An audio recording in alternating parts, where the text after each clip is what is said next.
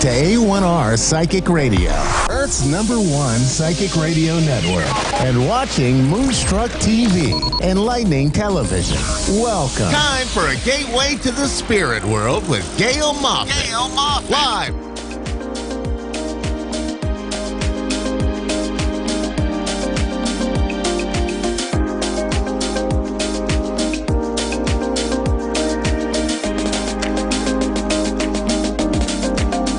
You're listening to A1R Psychic Radio, Earth's #1 psychic radio network, and watching Moonstruck TV, enlightening television. Welcome. Time for Insights by Janita with Janita Francis. Live from insightsbyjanita.com. Connect direct. In North America, dial 888-454-2751. In London, 20-3519-2158. In Sydney, dial 02-8488-3147. Or online, contact us through our Facebook page, facebook.com/psychic radio. Or one of our websites, askoneradio.com or moonstruck.tv. This is Insights by Janita on A1R, the Ask One Radio Network. Good morning. Oh, good evening. It's morning over here in Australia, and it's evening for you guys in the US. I hope that your week is improving. Look, we're in these weird, wacky times at the moment where there's so much uncertainty. But what I have noticed in the last week or so is the number of people that are actually starting to do different things that they never have done before. I've done so many readings for people that have just gone, I feel so lost. My whole entire life was my job. I'm an executive, I'm a CEO, I'm this person, I'm that person, all these labels. And now that they can't go into work, we're on stage 3 lockdown, which means that if you don't have to absolutely positively go into work, then you need to stay home where we live. And a lot of people are really struggling with what their identity is without this job. And even though they're going back to the job, the jobs haven't dissolved into thin air and never to be seen again. But a lot of people valued themselves on their job. A lot of people thought, I am this, therefore I am. And it's really been very interesting to watch people transform from what they thought was so important in their lives to what is actually important in their lives. And I think, when we get on the other side of this, however long it may take, and I absolutely know it's going to be about 4 weeks. It's not going to be 3 months at all. But when we get on the other side of this, it's going to be it's such a different approach to work. I really don't want anyone to go back into the same old Groundhog Day that they were experiencing before. I really want people to go, you know what? Yes, it was testing. It was challenging. But I pushed through all of those challenges, and I found a side of me that hadn't been there, or I didn't realize was there, or I reconnected with my partner, I reconnected with my kids, or I hadn't spent so much time talking to my friends on social media that I did when I wasn't able to go and visit them, and we've deepened our relationships, and I've deepened what the meaning of life is for me, and that would be the ultimate goal for everyone to achieve, because without a doubt, Corona has certainly caused a big chaos right across the entire world. And there's so much other stuff going on as well, that will come out in the wash. And I've done a couple of higher realm downloads, which is when I actually channel directly from the higher realm, and they're on my YouTube channel. So if you'd like to check those out, please do. There will be more coming through as well now that I've asked if it's okay if I continue to record these sessions, and I've been granted to do so. So it's really interesting what's happening with, a lot of the conspiracy theories that we were thinking about previously are actually starting to manifest right before our eyes, and a lot of things that we questioned before, we've got more questions now, but things in some crazy way are actually starting to make a little bit more sense for a lot of people. I've noticed that here, our the lizards in our backyard are actually like tripling every single day, just about. We've got lots of lizards. We're on a quarter of an acre, so we have lots of, not wildlife so much, but little critters and things running around, and they don't seem to be as shy anymore. So, there's one small positive for me, but, the grass seems to be greener, and the things that we maybe didn't pay much attention to before, we're changing our perception. We're changing the way we view it. There's another thing that's come up a lot is fear. And, there's a couple of acronyms around that: forget everything and run. So fear, forget everything and run. Or and what I've been teaching people for years and years is to feel emotion and release. And that's what fear is all about. I mean, if we go to a scary movie and we watch it with someone who giggles all the way through, it's a little bit hard to take the scariness seriously because we've got a giggle pot next to us. And then that person starts giggling and the next person starts giggling and we're all laughing about silly stuff, and all of a sudden the fear that we felt watching that horror movie is no longer there. And I know that this is real life. It's not a horror movie. But it's a similar sort of thing when we are surrounded by heightened emotions, whether they're positive emotions or whether they're fear-based emotions. We will tap into that energy. The sense of connection that we want to have as human beings, it's quite strong. And unfortunately, it's fear that's connecting us at the moment. And, a lot of people are acting, in ways that they actually hadn't thought they'd ever act before. I know that here in Australia, and I'm almost ashamed to say it, but we've actually had women in my own age group become quite violent and very aggressive and combative in supermarkets and in restaurants before we closed them down, and in takeaway outlets. And it's certainly shown a side of people that, we're middle-aged mums, we're not young kids anymore. We're not supposed to behave like that. I'm not really. So it certainly put people into a corner, and they've reacted in ways that perhaps they themselves never knew that they would react like that. We've also had people, unfortunately, spitting in fruit here, and they've since been arrested, which is just, I just can't seem to get my head around that style of behaviour. So the fear has really created, a situation where people are just not behaving how they would normally behave. And we need to bring that back a little bit and think about, am I buying into the fear that's surrounding all of the things that are going on in the world at the moment, or am I keeping my calm state where I need to keep calm? And so my immune system is working at its optimum best. Because, when you get down into those fear, you get the depression, and then you get isolated, and then, you don't want to go out, and fear takes over and makes all your decisions so much harder. So it can really bring your immune system down at the same time because they're a lower frequency. You really need to be up in those higher frequencies for you to be able to maintain your health, mental health as well, not just physical health. So it's really interesting watching some of the people that I've read for 14, 15 years have said, do I have anything to worry about with this? And I'm like, no, these are the things you need to do. You need to practice good hygiene. You need to do the things that the government is giving you the guidelines on, but you also need to use your intuition and trust what's happening around you and trust how you feel around the situation as well. And, I can guarantee you that if you stop and sit and really pay attention to how you're feeling, you are absorbing other people's energies and buying into that fear, which is not good for anybody. It's just really not. So we will get through this. When it was not the end of our civilization.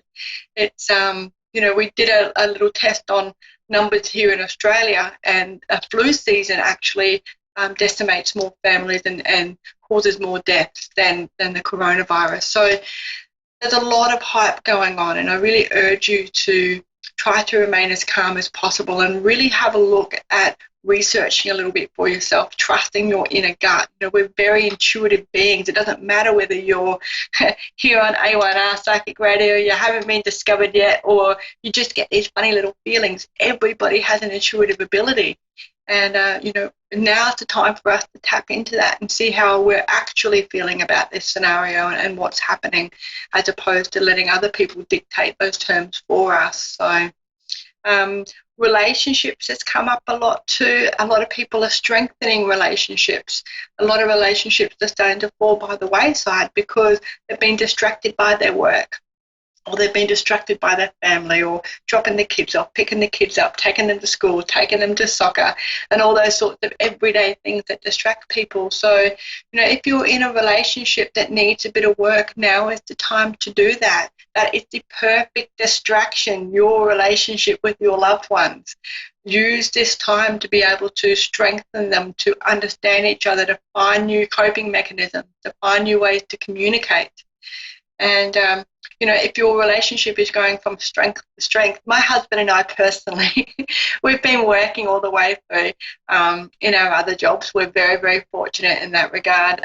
And, we've got a wonderful relationship. And I said to him the other day, maybe we should see if we can go on leave and let somebody else come back to work. And he's like, that'd be great. So we're actually looking forward to having a little bit of time when we get through the busyness that has now been chucked at us in our respective jobs. So, just to debrief, I suppose, and we talk to each other every single day about everything that's going on. So we're very, very fortunate. So I urge you to do the same. Talk to your partners, talk to your loved ones, and see how they're feeling. Test in with your mates. Say, how's this going for you? And use this time to deepen your relationship, because the more you spend time doing the things that you love and that you appreciate, more your frequency will lift. And the more your frequency lifts, the higher your immune system lifts as well, okay? So little tricks that will get us through this. Another little thing that I've been sharing with a lot of people is frequency 528. So if you jump on YouTube and you type in 528 HZ, so hotel, Deborah, HZ, and have a look at the transformation tone. And they're meditations that you can do that would just, when you listen to them, and they are like songs, okay? So if you find one that drives you a bit batty because it's not your style of song, just move on to the next one. But the 528 hertz is where the frequency will shift your body. It'll shift your frequency that you're sending out as well. It'll just balance you out. It'll settle down your solar plexus, which is where all your emotions are dealt with. It will also help with psychic traumas. If you're not familiar with that term, it's when you get like a little wart on your psyche, and the wart is formed when you have a positive and a negative emotional response to something at the same time. So for me, it was excitement, and every time I was excited as a child, somebody came along and destroyed that excitement every single time. So I associated things that if I don't get excited, then I won't get the negative, and that stopped me from experiencing what true excitement was. And now I get excited at like the best of things, because I know that it's not a negative. I know that I'm not going to get ridiculed for being excited. So that's what a psychic trauma is in a nutshell. So, for you to work on those things as well. And this was 528 frequency will help you do that. It will elevate you, it will relax you. There's one in particular that I really like personally, and that is the one that has like a gold lotus coming out of the screen when you first start it. That is one of my favorites. I just find within a couple of minutes of listening to it, I just start to relax a little bit more. And I don't try to visualize. I don't try to do anything fancy. I do all the naughty things that you're taught not to do. I fold my arms, I cross my ankles, I lay down, I sit up, lay on the couch, stick cushions under my knees and my neck, and do whatever is comfortable for you. It really doesn't matter. We're such individual, complex people that, if you're comfortable, you will do it. If you're uncomfortable, you won't do it because you'll hate it. And, the whole idea is to enjoy it and to do it often. So it's in your best interest. What else is going on at the moment? I know that within the next couple of days, a lot of people are actually starting to feel I actually have the worst headache right now. So I'm having a little bit of trouble formulating my words from my brain to my mouth. And a lot of people are experiencing different things. They're going through different purges and different shifts, and some people are getting vertigo, so they're feeling a little bit dizzy. It kind of feels like your blood pressure is off, but you haven't just got up too quickly or sat down too quickly. So it's there's just lots going on. You might, some other people, I had a lady tell me recently, she said, I don't drink and I feel like I've had too many wines. And I'm like, that's your shifting, your body is processing all the changes that are happening in the world. It's not as busy. I can lay in my bed at night time and not hear sirens and not hear the normal chat or somebody's music. It's really very quiet. I actually love it. I'm an introvert, so I'm really enjoying it. But the things that are happening for people and the shifts that are going on, the purging that's happening for us as well. A lot of people are just crying for absolutely no reason. I had a lady earlier today, she said we were just having a normal conversation about stuff, and she said, and here comes the tears.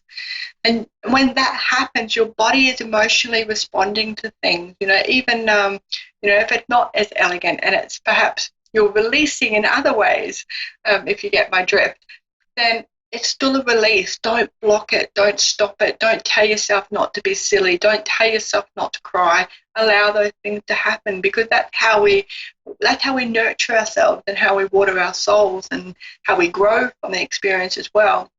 And it also stops the trapped emotions, and it stops those emotional blockages that, in relationships is a good example.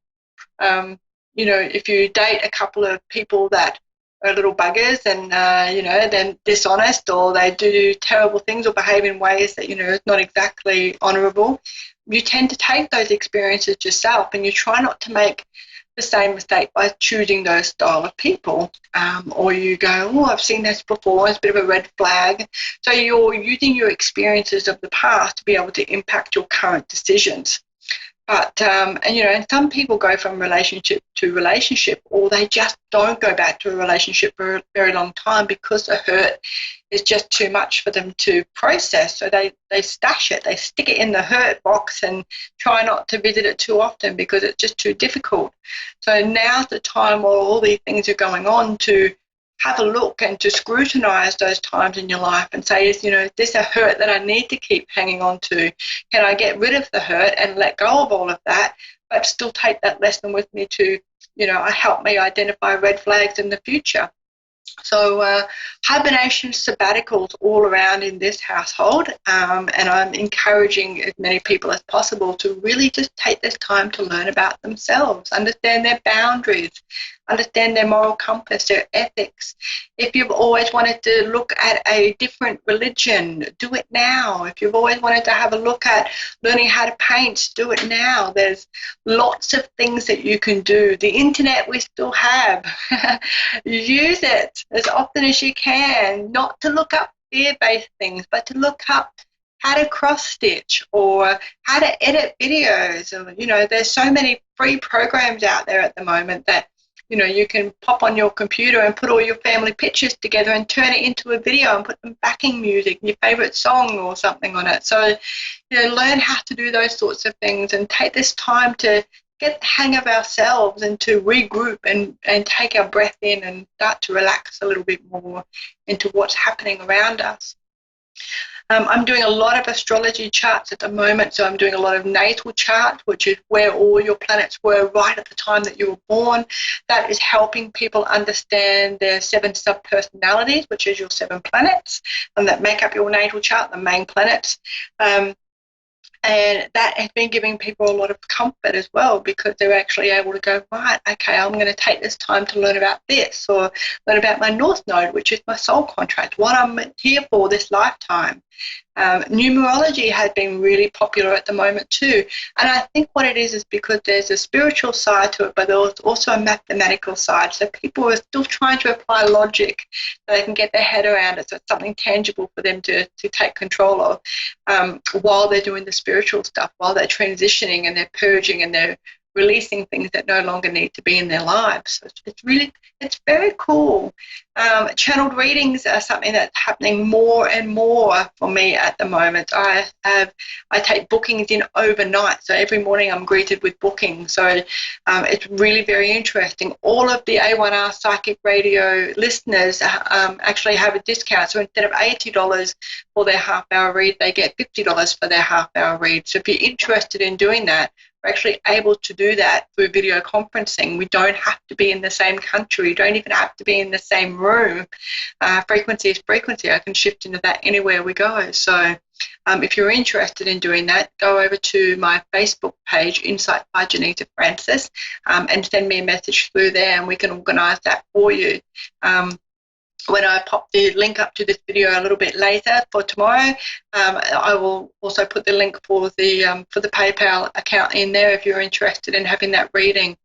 So, yeah, Twitter and Instagram are other places that you can catch me. I have a YouTube channel. As I mentioned earlier, the higher realm downloads are happening.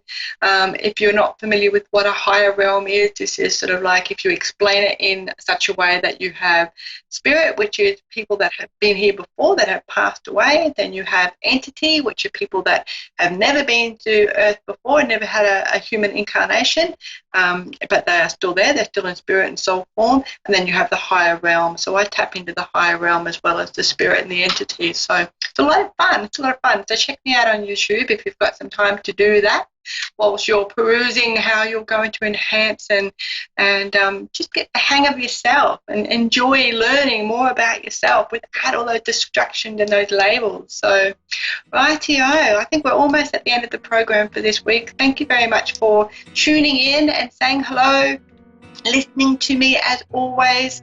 You can catch me, as I mentioned, on Facebook, Insights by Janita. That's JOHNITA Francis, FRANCIS. You can also catch me on my website, insightsbyjanita.com, and then Instagram and Twitter, and of course YouTube. I keep my name as Insights by Janita everywhere I go. Except Instagram made me get @iJanita. So I sound like a bit of a robot. iJanita, very cool, isn't it? So thanks for that, Instagram. It was really much appreciated. I had a bit of a chuckle when I saw that, and I'm not very savvy, so I didn't realise how to change it. I'm stuck with it now. But that's where you'll find me on Instagram. Yeah, I think that's about it. Next week we'll be doing collective readings because the energy will be completely different next week. You can mark my words, everybody who is listening. Get out in the garden, take your shoes off, enjoy what's going on around you, reconnect with your partners, reconnect with your kids, learn about yourselves. You should be your most favourite loved subject in the entire universe. So learn about yourselves today. I'd love to hear what you're doing if you're taking up a hobby. And yeah, I'd love to hear it. All right, guys, thanks very much for tuning in, and we'll see you all again next week. Bye for now.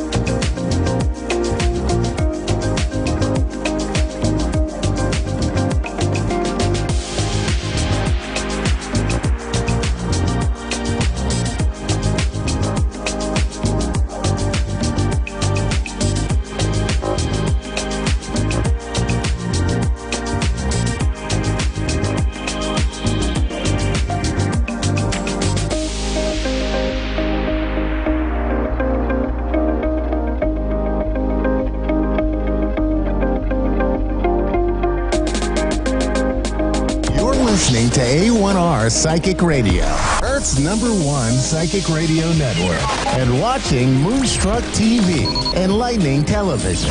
Welcome. Time for intuitive listening with Trish Rock. Live from TrishRock.com. Connect direct. In North America, dial 888-454-2751. In London, 20-3519-2158. In Sydney, dial 02-8488-3147. Or online, contact us through our Facebook page, facebook.com/Psychic Radio. Or one of our websites, AskOneRadio.com or Moonstruck.tv. This is intuitive listening On A1R, the Ask One Radio Network. Hello, good morning, everyone. This is Trish, and this is the Intuitive Listening Show. I hope you're well from wherever you are watching in the world. And you're possibly in lockdown, well, no matter where you are at the moment as well. So I hope this gives you something interesting to watch and listen to for the next half an hour. So I have pulled some cards and for a little bit of a collective reading for us for this week coming. And they're really beautiful cards. And I know for many of you out there, it's a really tough time at the moment, or it feels tough. But you have to have faith and you have to have hope that, that we will all get through this. And I really feel that this is the task at hand here, really, for us to stay centered and stay calm. And I will be talking a little bit about that today as well. But the cards that came up are just beautiful, and they really are not I guess if you're feeling frantic at the moment, the messages will seem a little bit too far away from you to grasp. But if you're ready to perhaps step out of a little bit of fear and perhaps step out of a little bit of the frantic energy that the world seems to be collectively feeling at the moment, then you'll truly be able to hear what I'm about to say. And it may just bring you some hope and some foresight into the choices that you do have right now, even though many of you may feel like you have none. So the first card that came out is wisdom. And, what a beautiful way to start the week, wisdom. And this really is a message to say that you do have the wisdom within. Now, one of the things that, and this is a number 9, which is the end of a cycle. One of the things that I'll be talking about today is the wisdom that you have within, because you truly do. And what happens is, and especially at the moment, if you've relied on the external in your life, the structures, the external job situations, the external people, the external rules, control, if you've relied on all of that to decide how you feel, you're really disempowering yourself and you're not tuning into your own wisdom. You're kind of following and tuning into other people's wisdom and not tuning into your own. Now that a lot of those structures have gone, and, for many of you, if you're at home and you're not at work anymore, or you're not having to be under anybody else's rules, and you also don't have people around you to validate you anymore, where does your wisdom come from? And I think this is one of the fearful things that people are going through right now. So this is really a call to tune into your own wisdom. And this is what this show is all about, is your intuitive listening, right? Really going within into your own wisdom, into your own memories, into your own claircognizance, and into your own wisdom, your own pool of wisdom to find the answers, and not to rely on the external forces to bring those answers to you or for you. And, you know, at this particular time in our evolution, there is a lot of wisdom out there, and there's certainly a lot of good information out there. But it's up to you to decide what you believe and what you don't. And that decision and that inner wisdom will be coming forward in those instances, and you'll be going, oh, okay, there's a lot of people who believe that, but it just doesn't resonate with me. But this information over here that I'm seeing or hearing, that really resonates with me. I feel more truth in that. And these are the discernments that are really important for you right now, to be in your own wisdom and not be carried away on a wave of fear from information or theories that you are hearing from many other people, right? Now, I'm not saying the theories aren't true or not true. What I'm saying is tune into your own wisdom here and decide what's true for you. Now, the other two cards that came up are beautiful. We've got the Wheel of Fortune and we've got the World card. You know, this is truly the next step for all of us, right?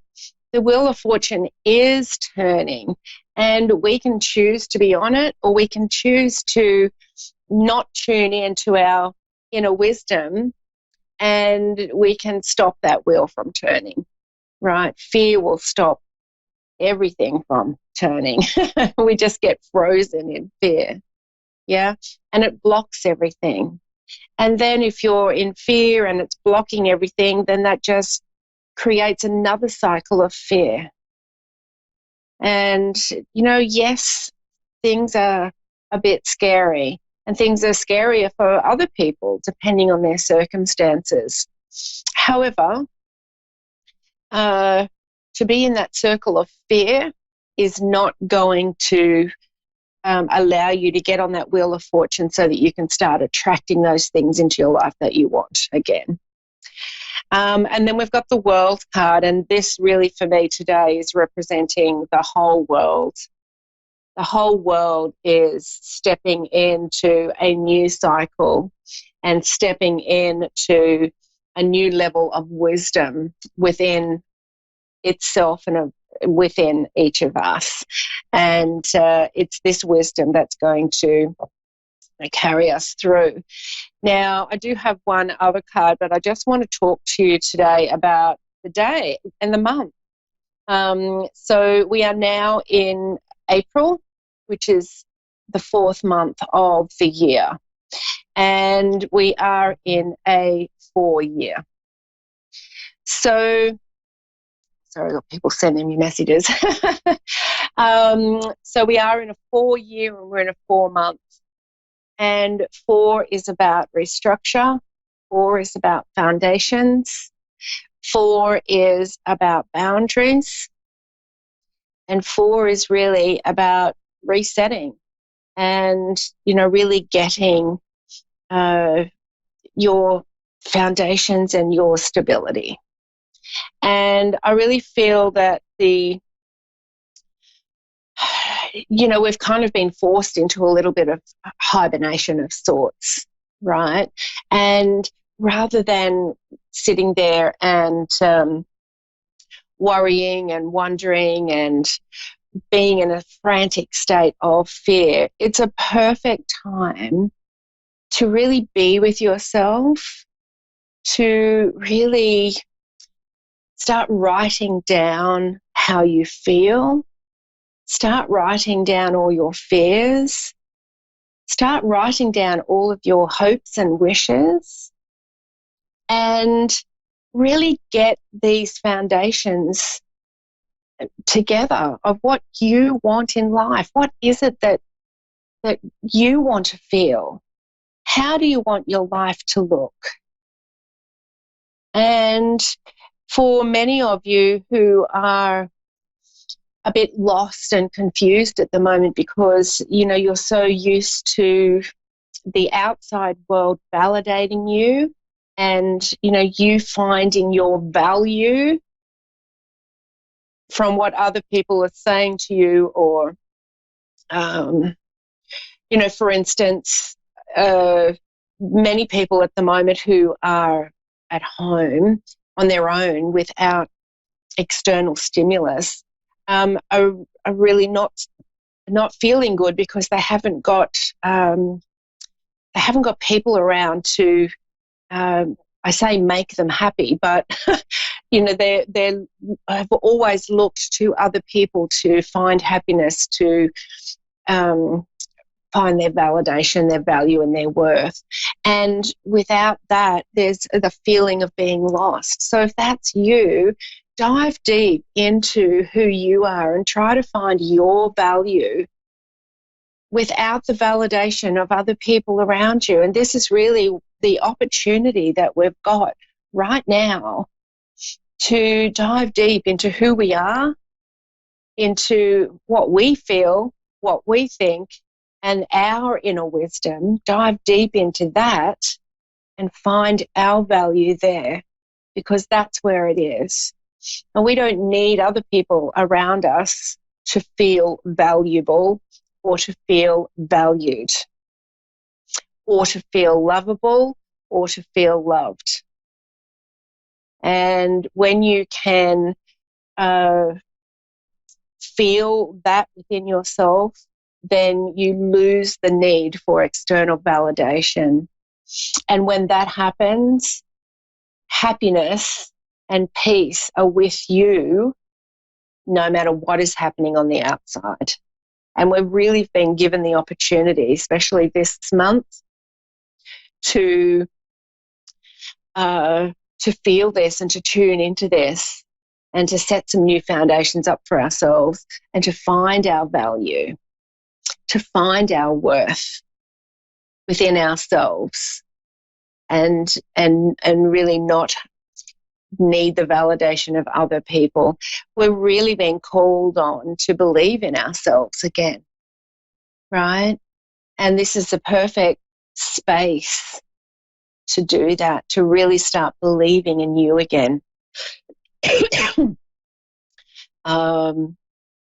Because you're valuable, you're very worthy, and just the fact that you were born makes you innately abundant and worthy and magnificent. So it's a beautiful opportunity this month to start restructuring your life. How do you want to show up?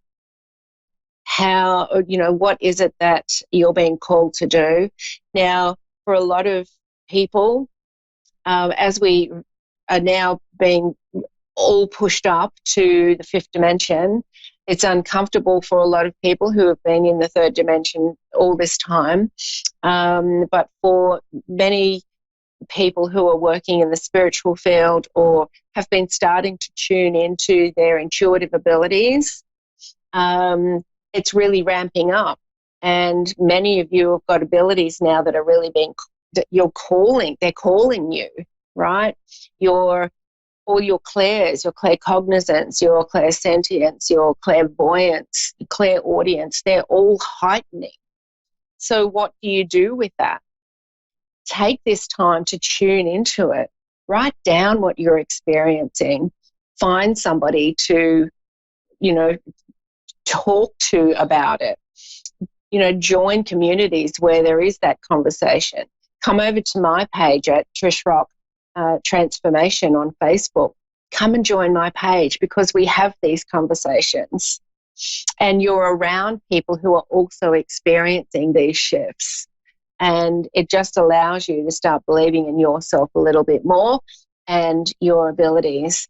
And there's so many of us being called to step up and to really be there for the world and for those around us, to help them have more faith in themselves as well.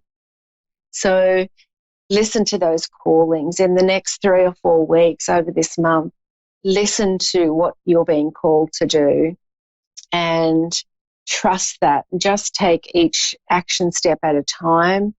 Don't set yourself up each day with, right, this is my whole day planned and I'm not going to stray from this. Have some plans and some goals, but tune into your intuition and really follow that. If you get a prompt to listen to something, do it. If you get a prompt to go somewhere, do it. If you get a prompt to all of a sudden go to your bookshelf and grab a book, do it. If you get a prompt to get on social media and you see something that catches your attention, listen to that, right? Just really tune into the flow of what you're being prompted to do, and you'll be amazed what exciting magic happens when you tune into that. Now, the other card that I pulled was a numerology card, and we got 87, synchronicity. The first thing, I'm going to read this out to you because it's a really interesting card, but the first thing is the purple and the pink. Now, purple is your third eye intuition, and the pink is really your higher heart chakra. It's really tuning in to the truth of you. Yeah. And into that intuitive truth that is coming through for you really strongly right now, if you allow it. And in the space and in the quietness, for many of you that are at home now, you can really tune into this a lot more. And the pink for your higher heart is really trusting you, trusting and loving you. So I want to read this one out for you. Now, 8 and 7 reduces to 15, which reduces to 6. 6 is a temporary opportunity. 6 is also very spiritual. So it's really tuning in, once again, to that higher heart, to the intuition, and tuning into that spiritual side of yourself. Synchronicity. This card indicates a need to have faith in the universal order of events, even in the midst of hopelessness and uncertainty. There is no such thing as an accident or a coincidence in the universe, and the perfect people and opportunities will appear miraculously when least expected. Even when you can't logically comprehend how your dreams could possibly come true, you must trust in the magical power of synchronicity to deliver what you need. Remember, it isn't your job to know how things will unfold. It is simply your job to believe and know that all is well. The hows, whens, and whos lie in the hands of the divine, but once you surrender to the outcome, you are shown the next logical step. In order to improve your current situation, you are being asked to adjust to and harmonize with the natural rhythm and cycles of your life, cycles that are encouraging you to trust in the power of synchronicity. By living in consistent alignment with Source through positive thoughts, emotions, and prayer, you will automatically attract miraculous synchronicities into your life. And that is exactly what these cards are saying as well, with the Wheel of Fortune and the World card. So all synchronized there as well. And the affirmation that you can tune into this week is, I have faith that synchronicity will lead me where I need to be.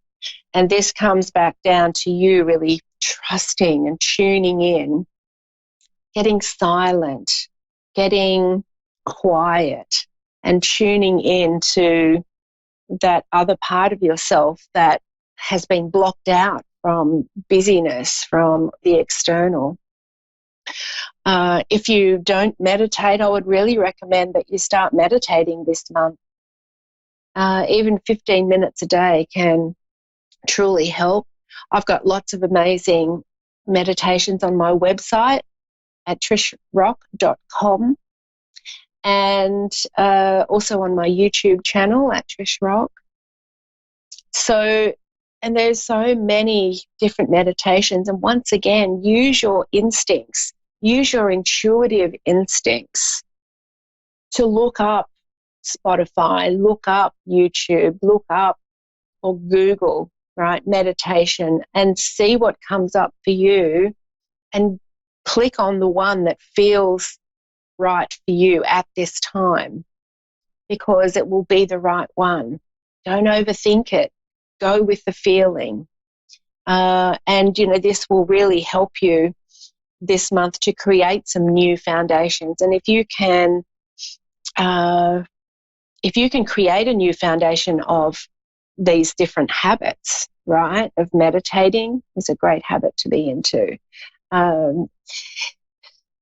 Some of my friends who are at home in isolation or lockdown are meditating a few times a day. And, it's not because they're bored or they haven't got anything else to do. It's because it's a really beautiful opportunity to go within and to set up some new internal structures and new belief structures. And it's a great way to tune into what your body, what your mind, and what your soul is asking and calling for you to do at this time. The other thing about meditation, the other thing about tuning in to your intuition is that it's very peaceful. It's very calming.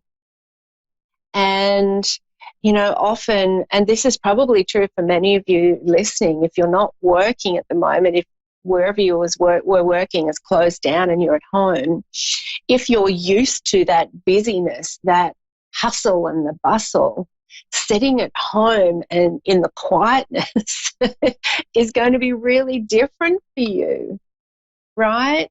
So many of us need that distraction. So what will you do without the distraction? Will you create more distraction? Or will you choose to go within, start finding that belief in yourself again, and come out of this stronger, more in tune with your intuitive abilities, more in tune with you, more in tune with life, and really come out of this empowered? It's a new energy that we're all being called to. We're all being pushed now up to a fifth dimension vibration or higher. And any of those low vibrations, back still in that 3D energy of control and noise, and, putting out our lives in the hands of the external, it just doesn't work anymore. And if you stay there, it's not going to feel good. And we can't be relying on the external to make us feel good. So if you're sitting there waiting for the government, your workplace, the people around you, the world leaders, if you're waiting on another external person or body to do something to make you feel good, then you're really giving your power away. And it's time to take your power back. What makes you feel good? Right? What can you do right now that makes you feel good? And if you were moving forward here in your life, what feels good moving forward? Right? How would you like your life to look and feel? It's time to start dreaming. It's time to write it down. Get clear. Tune into your inner wisdom. Get clear on what it is that you really want in life. Get that belief back in yourself write it all down, and then allow synchronicity to come into play, and just trust all those prompts that you get. To be a nice grounding month, should you allow it. Now, I'm still offering my email readings for you. They're super easy. Just get over onto my page at Trish Rock Transformation on Facebook, or you can email me at Trish, Trish, at trishrock.com. Or you can head over to social media and message me. Or you can head to my website at trishrock.com, click on the home tab, and you'll see the drop-down list. So email readings are a really great way if you want answers at the moment. I do a 20-minute video and I send it to you with your answers to your questions. Really inexpensive. If you'd like a bigger session with me, if you really want to dive deep into, where you're headed, then book in for one of my psychic sessions.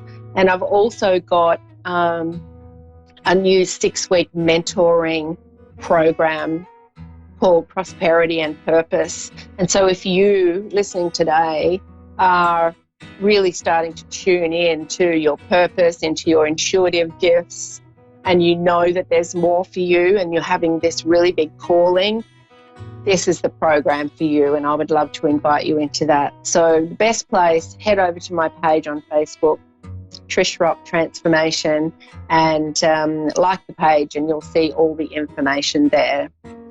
I wish you an amazing April. Stay grounded, stay calm, do what you can to go within and find your own wisdom. Look after yourself, nurture yourself. You are worth it. I'll see you next week.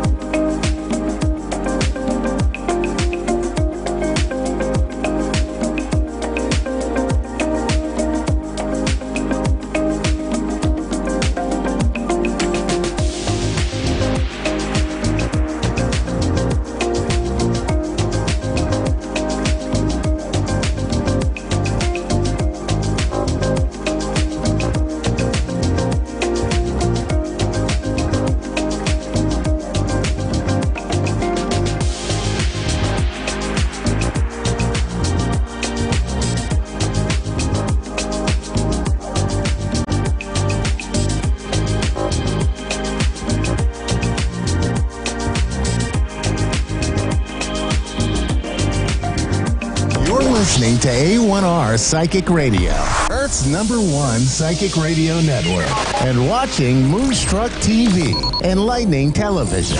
Welcome. Time for New York City Celebrity Psychic with Perry Lyons. Perry Lyons. Live from PerryLyonsBrilliance.wixsite.com/Perry Lyons. Connect direct. In North America, dial 888-454-2751. In London, 20-3519-2158. In Sydney, dial 02-8488-3147. Or online, contact us through our Facebook page, facebook.com/psychic radio. Or one of our websites, askoneradio.com or moonstruck.tv. This is New York City Celebrity Psychic On A1R, the Ask One Radio Network. Hi, folks. I'm Perry Lyons, New York City Celebrity Psychic, and it's great to see you. I just love having you here every week. It's a joy. So, obviously, these are strange times indeed. It's interesting because every single professional psychic or intuitive or medium I know, nobody picked up on this. Not one. And I went into meditation and asked, why is that? And I got a really interesting answer. Well, I thought it was interesting. And the answer was because if y'all had been prepared for this, y'all would have, why am I saying y'all? I'm from Brooklyn. You guys would have sort of separated beforehand in the preparations. You would have separated into class divides and groups and cliques. And this way, we're all getting a taste of what it feels like to be equal in a lot of ways. The other thing is that I've been spending a lot of time in what are called the Akashic records. And they're vinyl. No. And the Akashic records are sort of the record of our lives, and everything has an Akashic record. I do Akashic record readings for houses, which can be kind of a funny story. But what I keep getting, because I'm a person, I get panicky too, and I've been in quarantine with my boyfriend, and this morning I was ready to kill and eat him. It's better now, but this is a weird time. So I went up, I was a little panicky, and I said, is everybody going to be okay? And I'm in no way downplaying the seriousness of this. In no way. Stay inside. Wash your hands. If you must be around people, keep a 6-foot distance between you. All of that is really important. I'm the daughter of a public health official. So it's important that you practice all of those. But when I went up, I kept getting from the Akashic records that it's going to be okay and things are going to be better after this. You obviously have not invested in the stock market. And they're yeah, actually we have. But I just keep getting these reassuring messages, and I'm not paying them. And I go to what I call my guides, and my guides are people are really going to be fine. This is a time when that's been given to us to find out what our values are, who and what we love, what is really important to us, rather than what our fantasies are about what we should be doing. So I naturally accuse my guides of day drinking.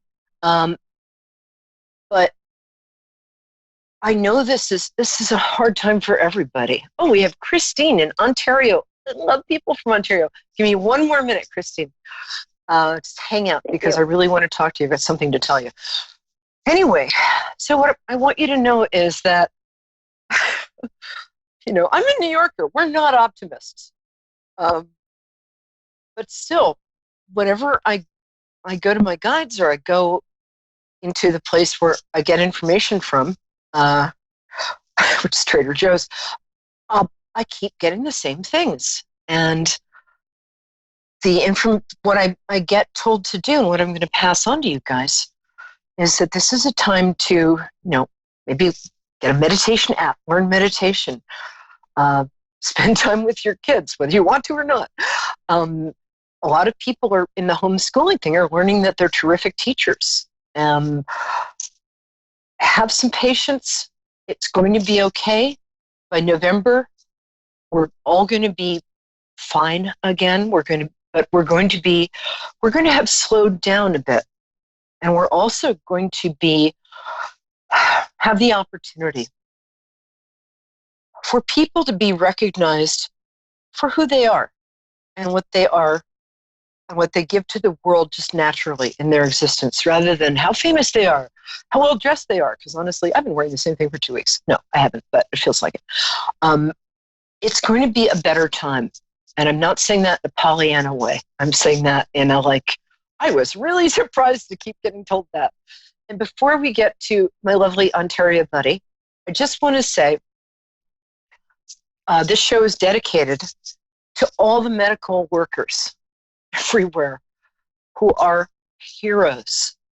I'm going to read some names because these are the names. I go to this clinic called Evolve, which is in Annapolis, and it's the people there are the most committed, dedicated professionals. And to me, as I read each name, I want you to think of 100,000 people lined up behind each person, 100,000 health professionals. And I'd like you to just take a moment as I'm reading these names and send positivity and gratitude and loving energy to both the lovely people whose names I'm about to read and also the 100,000 people they each represent, if not more. So I'd like to say thank you, and just, you guys are great. To Sherry Perky, Stephanie Cusco, Joanne Wang, Leah, I hope I'm saying Canale, Lily Goldstein, Juliana, Will, Lori Bond, and Anna, and Dr. Friedman. That's not actually his first name, but and behind each of those people are these dedicated, kind, really gifted professionals. Are just a legion of people. People are coming out of retirement in New York City and everywhere else, doctors, to work as volunteers. It's amazing. So people are good, and we're going to get through this, and we're already there. Keep your focus on what you love, who you love, and on the fact that how appreciative we're all going to be of the regular everyday activities we always took for granted. Okay, thank you guys. And thanks to all my medical peeps at Evolve. I love you guys. Okay, Miss Ontario, how are you? Thanks for waiting. You're so patient. Hi. Hi, babe. How are you? Just fine, thank you. How are you? Thank heavens, I'm fabulous, and the better for talking to you. So first I'm going to ask you to say your birthday. Thank you. First I'm going to ask you to say your birthday, because that's sort of how I connect to people. You don't have to say the year. Don't ask, don't tell. So when's your birthday, my love? June the 28th. Oh, cool. You're Cancer. Cool. Yeah, that's right. So it feels like you have a really specific question. What is it? Well, I'd like to know if my cancer is going to come back. No. Oh, sorry. I didn't even know I was going to say that. I mean, obviously, usually it's the stuff that I just blurt out. That's, was it in the lower part of your body? Or the upper? Was it something to do with ladiness? No, actually, I had a third of my lung out. Oh my God, I'm so sorry. Oh, I'm sorry. I was getting breast. It's right behind the left lung? Right lung, upper lobe, 8 nodes that were fine, and I have COPD and asthma. Oh, honey. Well, I'm glad you're staying inside and taking care of yourself. I'm sorry. Yeah, no choice. Yeah, right. I should explain that usually I say this to clients in sessions. Usually the first minute, it takes me a minute to tune in on your energy. So I apologize about not being right about the lung thing, but I was getting it as breast. So also seeing it on this side. So for me, my left is your right. I really, honestly, I think you're taking really good care of yourself. I think also that you have a community of people who really love you. And I was just reading some research that says, for those of us who are survivors of something serious, that keeping in touch with our community, or even just taking a moment every day to think about how many people love us and how many people we love, and that's something that you naturally do. I mean, you may have been hermiting a little lately, because who isn't? But no, I don't feel, obviously keep going to your doctor and but I really feel that you're past that. And I feel that the next part of your life is, in a strange way, going to be really good. Like, I almost want to say that the best part of your life is ahead of you. I mean, I know you've had a lot of great times and your kids and all that stuff, but I think that this near-death experience handed your real self back to you in some ways, and gave you a kind of, in some ways, an I don't care what other people think attitude. In the past, I feel like maybe you were a bit of a people pleaser, or you wanted, who isn't, but I feel like this experience has focused you. And now that you're focused, you don't need to do it again. But I really don't feel it's going to be back. And I have to tell you, I tend to be right about this stuff. Obviously, please continue with everything you're doing to keep it in abeyance. But have you discovered any talents or any things you love or any aspects of yourself since all of this happened that have surprised you or that you really enjoy? Yeah. Yes, just before I was ordained, and with the marriage privilege. And yes, it has changed my life. And I even started giving some services at the United Church, and brought them in the stone person for energy. You're very spiritually connected. And that's, I think, the thing that's going to, there is a lot of grace around you. And I just don't mean if you have like a dog named Grace. You're walking in grace. And you live in gratitude. You really, of course you have funky moments, because who doesn't? But you live in gratitude. And those things, you have such a strong connection to your higher power, God, and all of that. So also, I was just reading this beautiful psalm in Isaiah that talks about how your word goes forth. It's so beautiful. If you contact me on Facebook, I'm Peri, Peri, Lyons, Lyons. I'll send you that. And I'll also give you like a free 5-minute, 10-minute follow-up, because you have a lot to give the world, girl. I'm sorry, this girl. Thank you. The other thing is, you really have a gift for have you delivered a lot of sermons? You have a gift for connecting with people, and you have a gift for communication. You're a hell of a writer. I have been told that I've helped some people out with sermons, and even had a conversation with a Chinese gentleman in a bank, and said that I had answered questions for him that he had had most of his life. But I'm really into helping to heal other people, and I have a couple of people who are struggling with cancer right now. Healing is much easier than people, at least it is for me, and it will be for you, than people think. It's, I work with, I give treatments for free to sick people. I can't right now, but just, if you just sort of hover your hands over them, you'll be guided to, and you don't even have to touch them because that could lead to lawsuits. But hover your hands over them and then just feel the presence of God or higher power or unconditional love, whatever you want to call it. And just be part of that and have them be part of it. If that makes sense, it's kind of that easy. And you have a real gift here.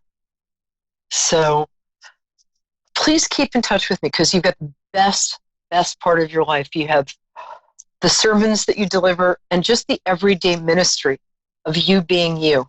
In the bank, in the grocery store, but stay home and have groceries delivered, please. Also, I would recommend doing some yogic breathing. I think that will be really helpful for you. So look up a thing called long, deep breathing in Kundalini Yoga, Kundalini. I think that will be miraculous for you. But you have I can't believe I'm saying this in this plague year, but you have a really good year coming up. And I would think about starting an online ministry if you can. And just talk to people. People need to hear your voice and they need to hear your words. And no, I absolutely don't think it's coming back. I think that you're here for a reason. I mean, obviously, people for whom it does come back are also here for a reason, but I think that you have a real glow, my dear. I hope that helps. Will you get in touch? Bless you. God bless you. Most definitely I will, Connie. Thank you very, very much. All right, my love. You've been very helpful. Brooklyn girl. Oh, thank you. Hey, well, I love your energy. It's a very grace. You're filled with grace. So, all right, my love. Thank you. And I'll talk to you soon. That's a promise. Okay? All right. Now we have a Brooklyn girl. Hi, baby. Where in Brooklyn are you from? Yes, hello? I'm in Brooklyn, New York. Hi, sweetie. Yeah, I'm from Brooklyn. Which part are you from? Well, I don't really like to say, but it's, around the Ocean Parkway area. And I don't really like to say online because I never know. No, of course not. I just meant what neighborhood. I'm in, sort of Brooklyn Heights, downtown. But I love Brooklyn. Fourth generation Brooklyn. So, tell me your birthday, so that's how I connect with people. And then it feels like... What is your birthday? It's March the 6th. It's March the 3rd, 1954. March the 6th? You're Pisces too? Yay! Yeah, March the 3rd, 1954, yeah. Awesome. All right, my darling. It feels like there's a question or two that you have in mind. If you don't, I'll do a deep dive. But what would you like to know, my angel? Well, I like to be connected with my mother, Dorothy. She passed away suddenly, and I don't want to talk too much. I want to see if you can help me. Everything happened so quickly, and I can't tell you everything. I just want to know if she has a message for me, if she knows my struggling and all that I'm going through, if she's helping me, or what she's doing for me, like what she thinks. The way she left was unbelievable.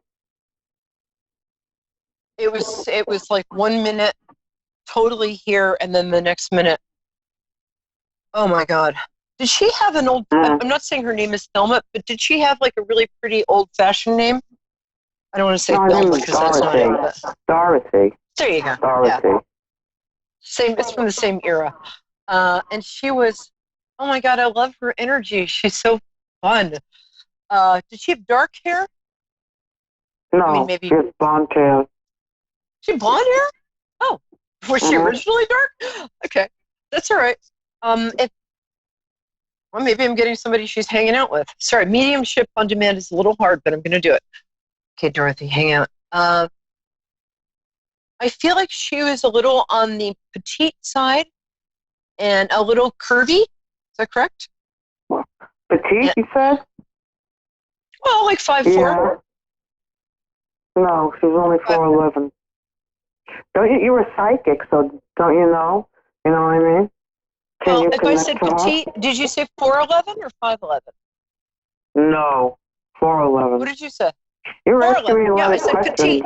Petite, I would petite like means you to small. tell me, not ask me. Could you please tell Okay. me, not ask me? Yes, dear. I said she was petite, and you confirmed that by saying she was 4'11". So when I said she was petite and curvy, she was a little curvy. I'm sorry I got the hair color wrong, but I do think at one time she had dark hair. And she was curvy, and she is also interesting. She was a very sharp truth teller. She could be very quiet and tactful, but she would really tell you the truth, no holds barred, occasionally. I want to know a message. Why did you die? How did you die? I want to know the messages. Well, first I have to describe her to make sure I'm getting the right person. So I said petite. You didn't say if she was curvy or not, but that's what I get. I get that she was also a hell of a cook and took care of everybody. You have a grandson you're worried about, it feels like, or grandchild. And it feels like it feels like you have a grandchild you're worried about, or she is a grandchild. No, she has a grandchild. I'm not even married. No, there's no grandchildren. She has a grandchild, not you. Sorry. She has a grandchild. I misheard her. She's talking long distance here. I'm psychic. I'm not God. No, wait a minute. She doesn't have any grandchildren, my mother. You don't have a brother who's... No, my brother's dead, and he never had children. All right. Absolutely not. Okay, then there's somebody... I apologize. Mediumship, I'm usually right, but hey, sometimes I'm not. But hold on, let me get her.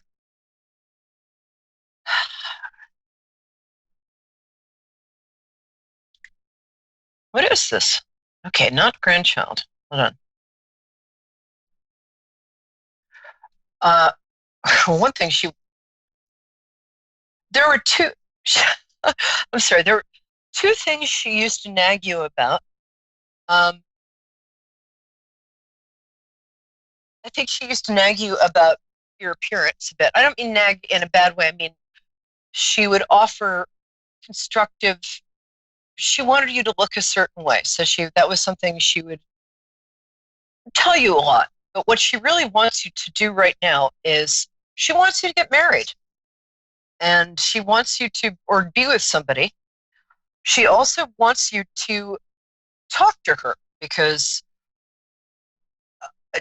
I think there's a part of you that thinks that personality doesn't survive, but because you're very rational and you do something very rational for a living, but she wants you to get out of your head a little.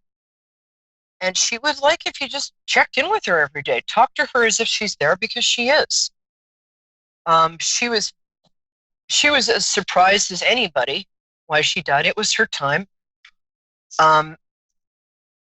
In a lot of ways, she would say that she had, she said, hold on. She's saying, think about you, don't think about me, but you can talk to me. She's also saying that she had a very good life. She had a marriage to a man she loved. She had a comfortable existence. She loved her kids. I can't tell if there are two or three of you, but she also wants you. Here's the thing. When somebody's passed over, we can absolutely talk to them. They can hear us. But we can also ask them to help us with certain things. Now, because there is a kind of a free will thing, they can't always help us unless we actually ask.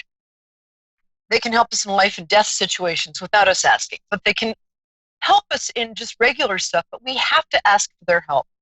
I know after my beloved father died, I asked him for help with publicity, and the next day the New Yorker magazine called me for an interview. That was his favorite magazine, and it was out of the blue. I think that your mother would like you to ask her for two things. She'd like you to ask her to help you find a life partner, which is what she wants for you. And this is really strange, but she also, if you shop for clothes, she'd like you to ask her opinion. I can't believe I'm saying that. But she was, a good appearance was very important to her. She dressed very well. She was very stylish. And that was something that she wanted to share with you. The other message she has for you is that in the work you do, you can get some sort of promotion in the next year. I think you might have to get a certification or take some sort of course. But mostly what she wants is to have you know that she just loved you beyond anything.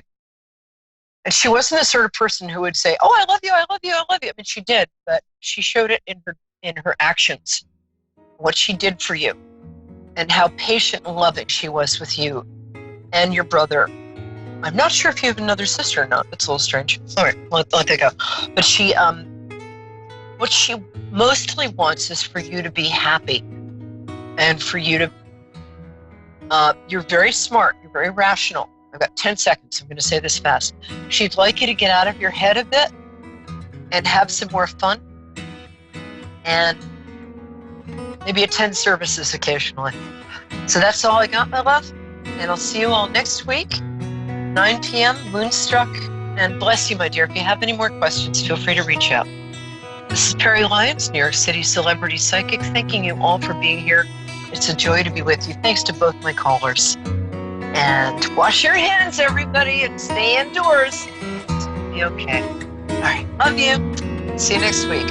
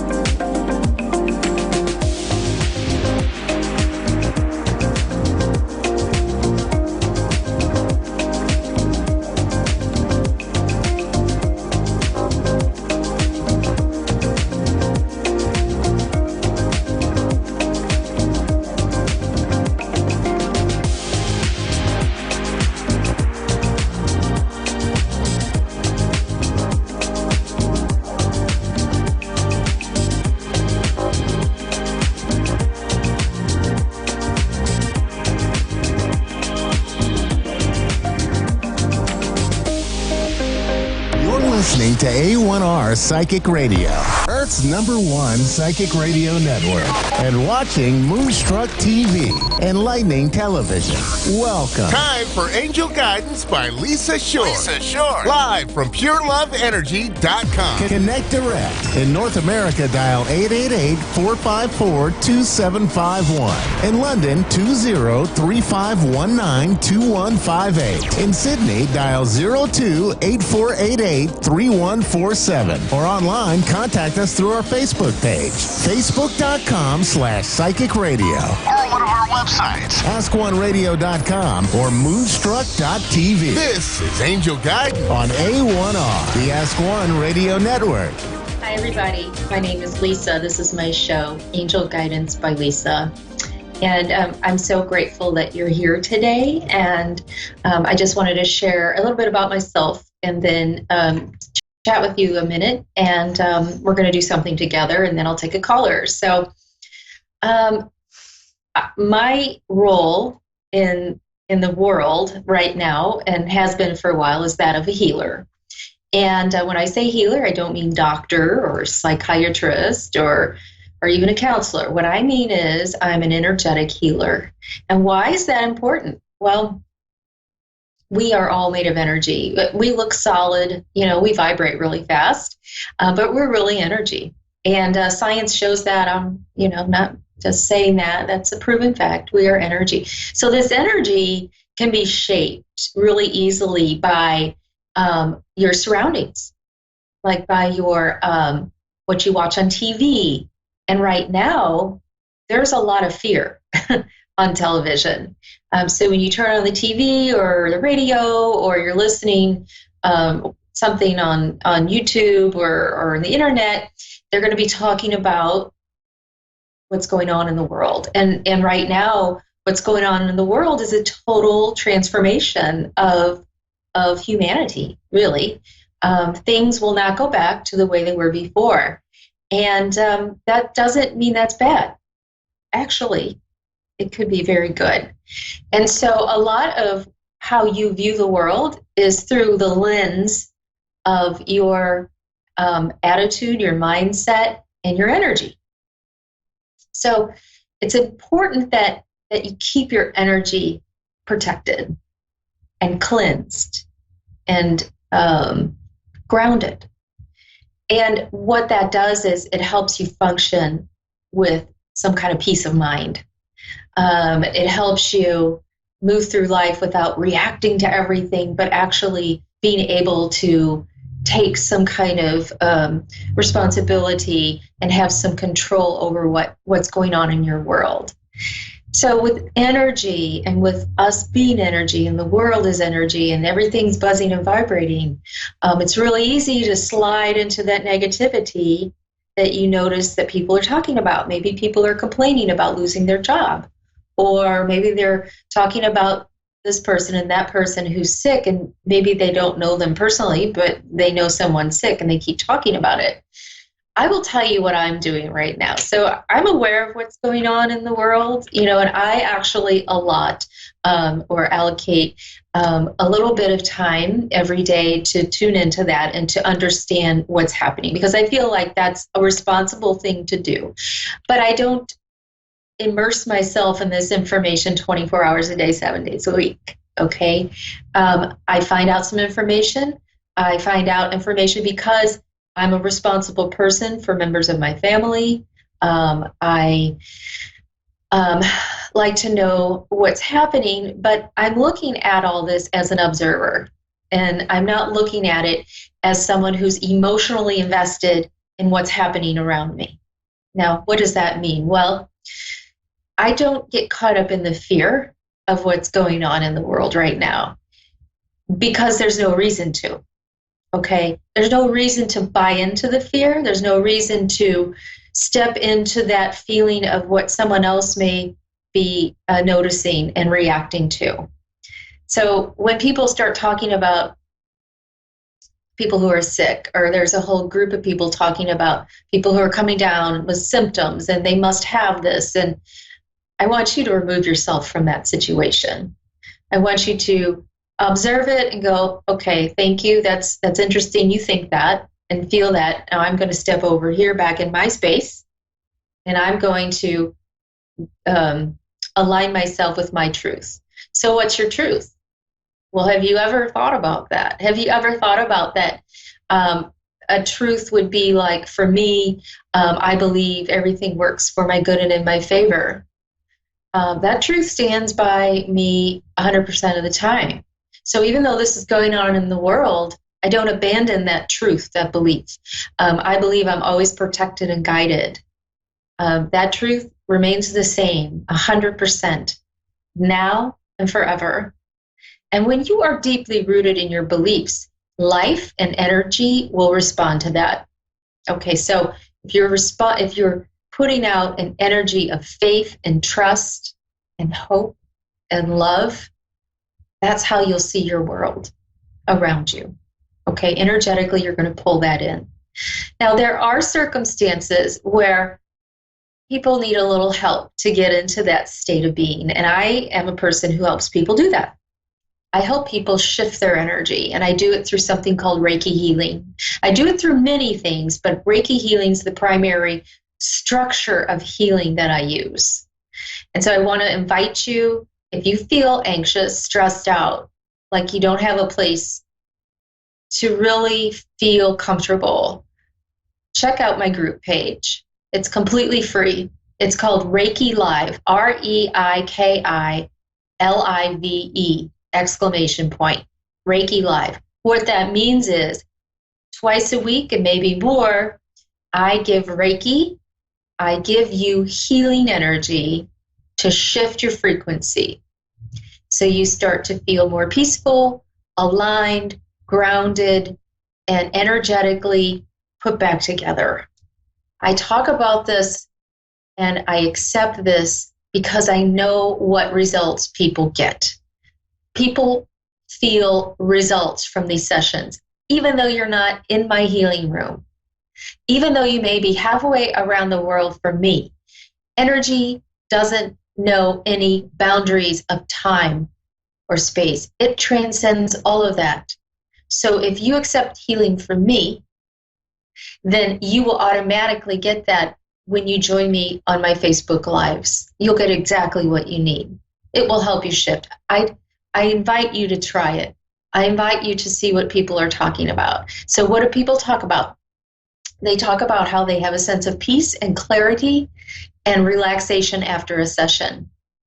They talk about how information that I was able to bring forward, to bring through to the group, information that may connect them with their loved ones in spirit, information that may give them insight as to some of the things going on in their body. I'm able to bring that forward, even in a group session, and people receive healing and clarity and relief from stress during these sessions. So those are some of the things I do to help people. Certainly, I am open for private sessions, and I can conduct those as well on the internet through a website called Zoom. So if you need help, if you want to reach out to me, you can do it through my Facebook group, Reiki Live, and that is completely free. You can also reach out to me at Lisa Short. I'm in Lenexa, Kansas. Okay, if you have anyone in your life who needs healing, needs some energetic assistance, guide them my way. I want to expand my group page to help as many people in the world as I can. I don't need to be one-on-one with people to give distance Reiki, to give Reiki from a remote location. I don't have to be one-on-one, and everyone who needs it will receive it. I'm not giving my energy. I'm giving Reiki energy, which channels through me. It flows through me. This is something that I have been doing for 20 years, and I have helped hundreds of people and had over 1,000 sessions. So I'm very familiar with how this works and how I get to help people and how they feel better. So right now, I want to just send you a little energy shift, a boost, a burst of relaxation, peace, and love. And so we're going to just take about 5 minutes, and then I'll go on to a caller, and I'm going to help you shift. This is what I want you to do. So I want you to sit in a quiet space if you can. If you're watching this on the replay, sit in a quiet space. Sit and recline or relax, lay down, whatever is fine. I just want you to be in a quiet space. And I want you to close your eyes and start to breathe. And breathe in slowly and deeply. Breathe in and release.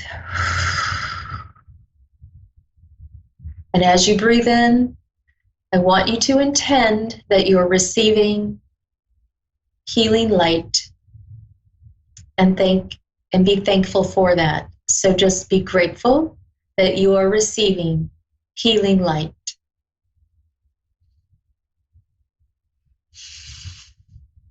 And as you breathe in, you may notice that you are experiencing a vibration or a tingling around your entire body. I'm feeling it right now a lot in my legs and my feet, so you may notice that there. This is for anyone who's on the replay. If you can take this information, go ahead and comment below the video, and I'll check it back later. Keep breathing. I want you to feel energy entering through the top of your head and flowing downward into your throat, your heart, your abdomen, the base of your spine, down your legs, and into your feet.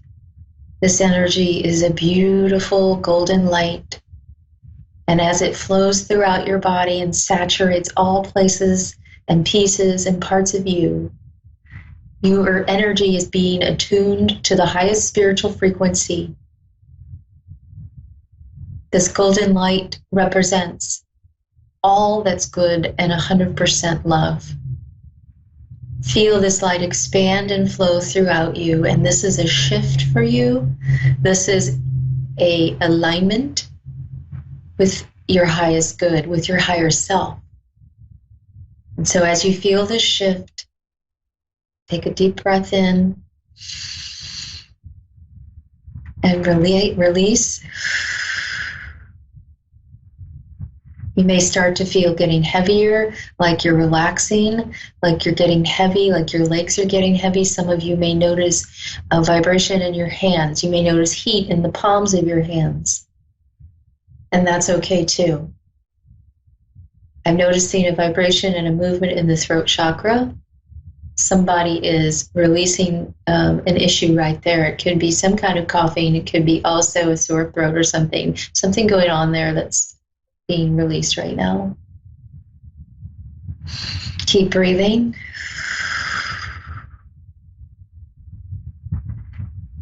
And as you continue to breathe, you may feel now a lightness, as if there's a web of support forming under you and carrying you and lifting you up in the highest possible supportive way. You may notice a warmth. You may notice a tingling. That's all normal for Reiki. Your body, your energy body, your physical body, your mental body, your emotional body, your spiritual body is shifting. It is beginning to align with the highest vibration, the highest source, the beautiful light of love. Take a deep breath. Release all that is restrictive. Release all that is tying you back into fear.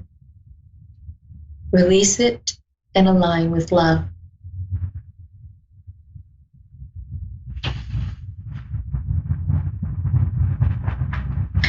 And as you breathe in, I now want you to intend and bring the energy that you have expanded so beautifully back to its normal resting place around your body. I want you to relax and start to feel the physical parts of you, your fingers, your toes, wiggle them so you know you're back in your body.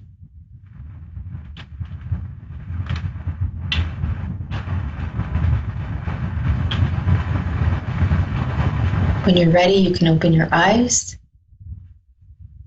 And I seal this session. Please let me know how you feel, if you've noticed a shift or any kind of change in how you feel. Do you notice a release of anxiety or stress? Do you feel more calm, more peaceful? Do you have a clear head around certain things? Let me know. If there's anything you want to share, I would sure appreciate it. Take another deep breath. Get a drink of water. And have a beautiful day. Namaste. So I'm going to go to a caller now and need to check this. I think this is Catherine. Catherine in Mineral Wells, Texas. Hey, Catherine. Hello. Are you? Hi. How are you? I'm good. How are you? I'm all right. How's it going where you are today? It's going good. Very funny. Yeah. Everything all healthy there in Texas? Where you So far, are? yes, in my town, where I'm Your at. house? Yeah, that's good. Yeah. That's good. So, Catherine, what can I help you with today? Just any kind of guidance. Okay. Do you have an area of your life that you want to look at?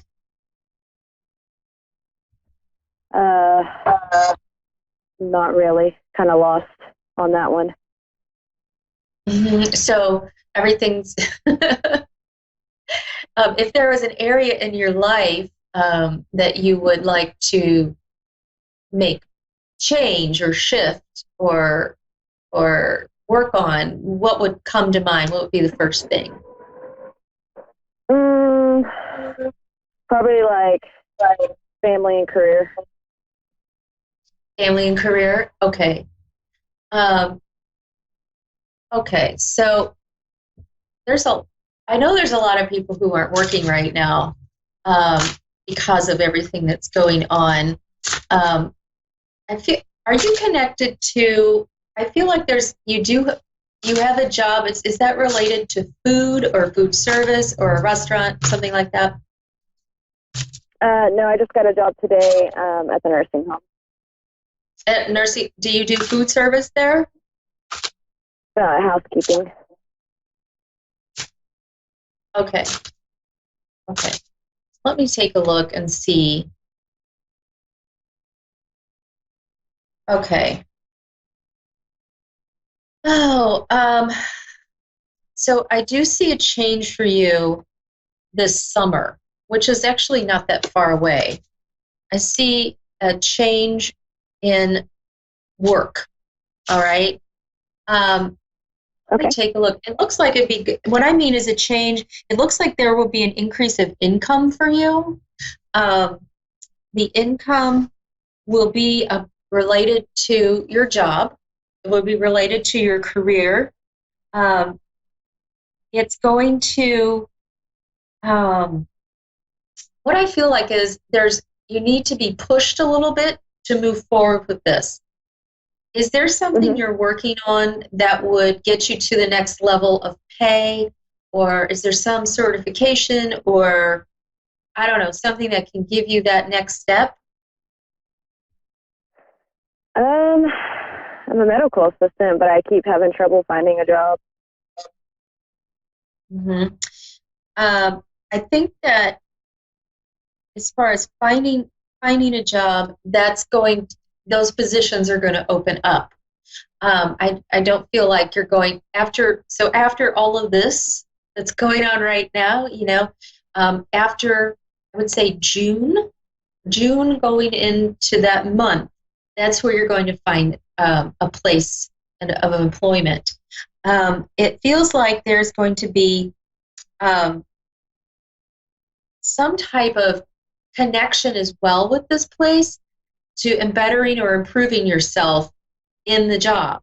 Like they would hire you and give you a scholarship or give you the means to go forward with something to train in. Is there something and does that make sense to you, or is that? They have a CNA program that they pay for. They have a what they pay for? I'm sorry? A CNA program. CNA? Has that been something that you have thought about pursuing? I did, yes. Okay. All right. So this is the information that's coming in. So this was a plan, and this is exactly what this information is. This was a plan. This was something that you thought about. And if you had to do it on your own, you may not do it. But because you would be accepted in a new employment situation where they would offer to provide for that, that is a golden opportunity for you. I feel like you're just going to move into that very easily. And that's going to help you focus on it's not only expanding your income, but your skills. And that's going to overflow into your home life, into your relationships. I'm looking at this financially for you. You're going to meet somebody who's going to help with this financially. So that part of it is the place where you're going to get a job and they're going to pay for this training. Another part of it is that there may be someone in your life who would be a romantic person or someone you're connected with who would see an increase in wages or come into your life with bringing forth some type of financial support. It feels like this person will give you good advice as well about pursuing your dreams and taking these next steps. Are you involved with a romantic person right now? I am married. Huh? I am married. You're married? Okay. Does your husband... I'm married. Yes. So for your husband, then, it seems like there's going to be an increase, first of all, an increase in wages for him, or a bringing forward of money that you didn't expect, and that will be also in the summertime as well. There's also going to be this really good, I feel like he's going to support you right now emotionally as you go through these changes, where there may have been a little, it feels like there could have been a little disconnect between you and he, like almost taking each other for granted in a way, but now it's like, oh, I get it. We really need to be together. It's like a feeling of gratitude between the both of you. You're going to start seeing it with each other, and that's going to allow for greater flow financially for both of you. I know that maybe doesn't sound like it would fit together, but when your energy and your emotions are flowing, are open, are grateful, you're going to invite financial support. You're going to invite people into your life that help you move forward. So it's really good to continue, if you're not doing it now, to get into that groove of being grateful for your husband. Can you take any of that? Does that make any sense to you? A little bit. We are at a disconnect right now. We're not really happy right now. There's going to be a change with that dissatisfaction. It's going to be something that will impact your family. You're going to experience something that it's not a crisis, but it's something that's going to impact your family, and you and your husband are going to come back together in a balanced, supportive way. I feel like he truly loves you. Don't feel like there's any kind of disconnect there. I do feel like he truly loves you. There just has been this friction, and that friction is brought by both of you, not just him. So we're going to go through this experience, and this is going to be in a relatively quick period of time where you're going to come back together and you're going to be grateful for each other's presence. And it's going to impact the rest of everything for you. Money, your relationship, your home life, all of it. I would start, if you can, thinking about 3 things about your husband that makes you grateful for him. Sometimes it's challenging where we're in a situation where we're experiencing a little bit of agitation or unhappiness with someone. There's an original reason why you are together. I want you to think about what 3 reasons would be that you would be grateful for your husband, okay? And that's going to shift your energy, all right? And this can be something that once you start doing it, I wonder if you could ask him to do it too. It will engage a conversation between you two that will break down the walls of whatever has been put up. All right? If he can start to look for 3 things to be grateful for you, about you every single day, and you as well, and these have to be different things. I don't mean the same thing every day. That's going to shift your energy. You're going to be able to step into a better place with him. I think you really want that. It's too much energy to resist, okay, to push back. You don't need a significant life change right now. You're going to go through some changes anyway, and you're going to be fully supported. So focus on yourself and then start to see how really beautiful, loving energy of your husband can be brought back into this relationship. And you can give it too. I really do appreciate your call, Catherine, and I do need to run. But I would like to invite you to reach out to me if you are so inclined. I'm on Facebook at Lisa Short. Thank you. Have a good day.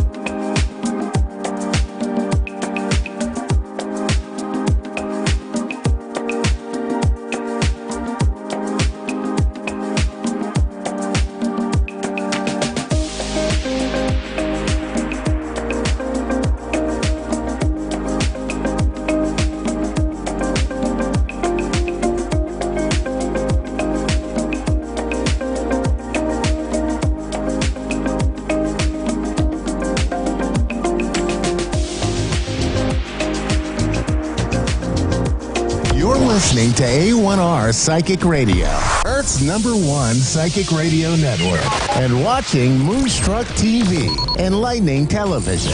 Welcome. Time for Persian Medium I Am Power with Fia Johan. Fia Johan. Live from PersianMedium.com. Connect direct. In North America, dial 888-454-2751. In London, 20-3519-2158. In Sydney, dial 02-8488-3147. Or online, contact us through our Facebook page, facebook.com/psychic radio. Or one of our websites, askoneradio.com or moonstruck.tv. This is Persian Medium I Am Power on A1R, the Ask One Radio Network. Hi, everybody. My name is Lisa. You're listening to A1R Psychic Radio, Earth's #1 psychic.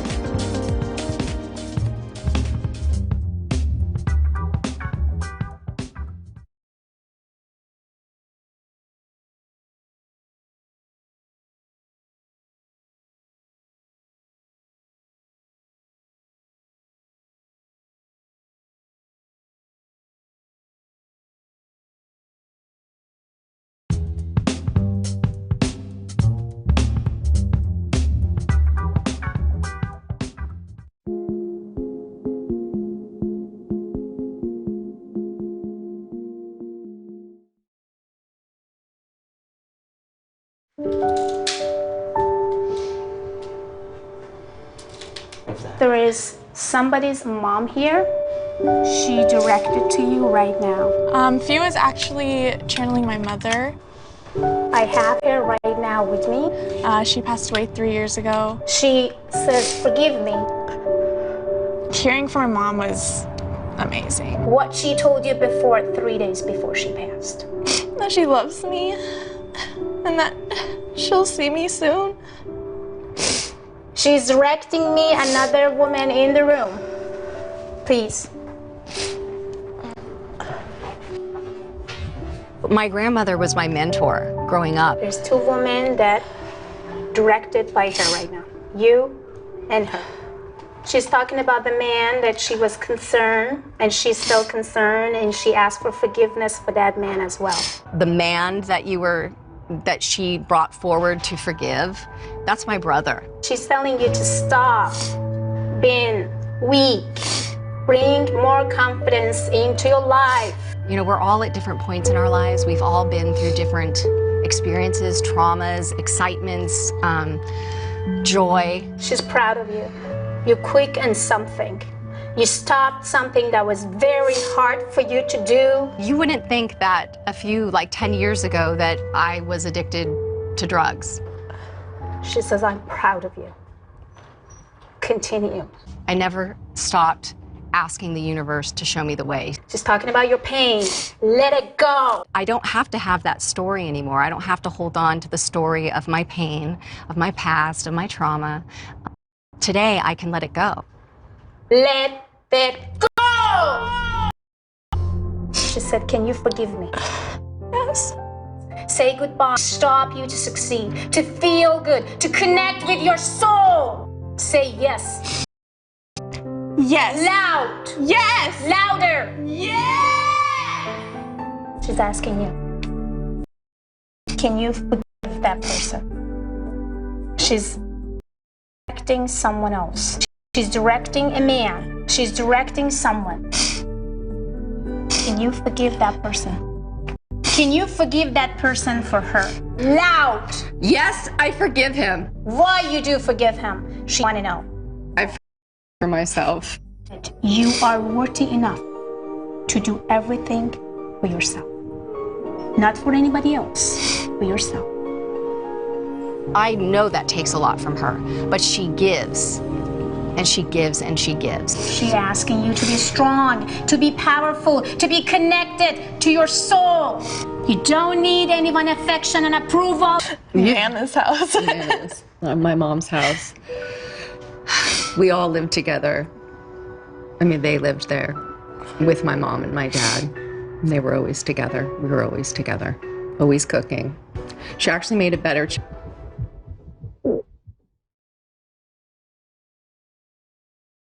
Never became bitter. He loved your dad. Anointing and passing it to you. You're the smartest one that I know. Run. There's so much work. Run and heal the world, and don't stop. Do it in your way. Baby girl, do it in your way. So she spoke in sister, but also like an angel. He said, I saw you when you cried in front of that candle. Why did you cry? She's given me the faith and trust and support that was being given me by my dad before he left. So she's done this beautiful transition of allowing me not to feel the void of his leaving.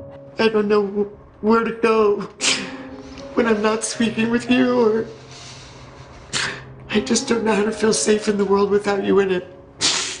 In the area where I don't have a female in my life, because I don't have a relationship with I'm beautiful and worthy, that I'm valuable. It's not just me. More than just let it be. The key to our destiny is in the hands of our humanity. His love is more than a philosophy, 'cause we are the key. We are the key. We are the but key. diamond's key. Access to products and services when we want them. The opportunities to recognize and appreciate every little things in our life that we did not even see it before. Thank you, coronavirus. Thank you. Thank you and thank you. Thank you for allowing us to put aside all our problems. Thank you for stopping us. Thank you so much. Thank you for making us appreciate the luxury you lived in. The abundance of products, freedom, health, wealth, love, and anything we wanted. Thank you. Thank you.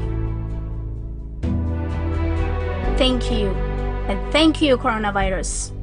The earth was begging us and begging us and begging us to stop for a very long time. And thank you that you helped the earth to breathe, to feel fresh and rebuild herself.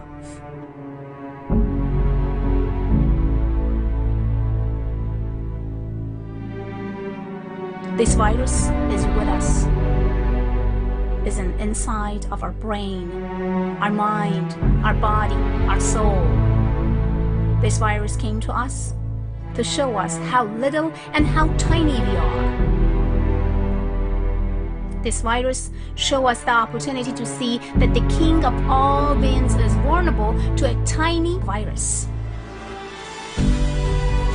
This virus came to our life to show us that we are nothing than just soul. And this virus came to our life to show us to be kind and lovable, to send positive energies and love to others. Thank you, coronavirus. I thank the Mother Earth for providing us with an opportunity to listen to it again. I thank for the second chance for renewal and refreshment and replenishment. I thank the universe for cleansing and purging all the negativity created for so many years, the pollution, the warming, the abuse of resources, the waste and our ignorance to protect our homes and our communities.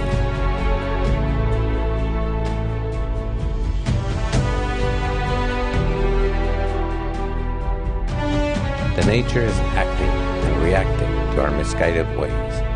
Isn't it time for us perhaps take a page from the lesson to recognize what's around us? Thank for the blessings that are coming our ways each and every day. I trust the universe to guide me, protect me, and direct me to being better than the day before. I thank all the gifts that I receive each and every day in my life.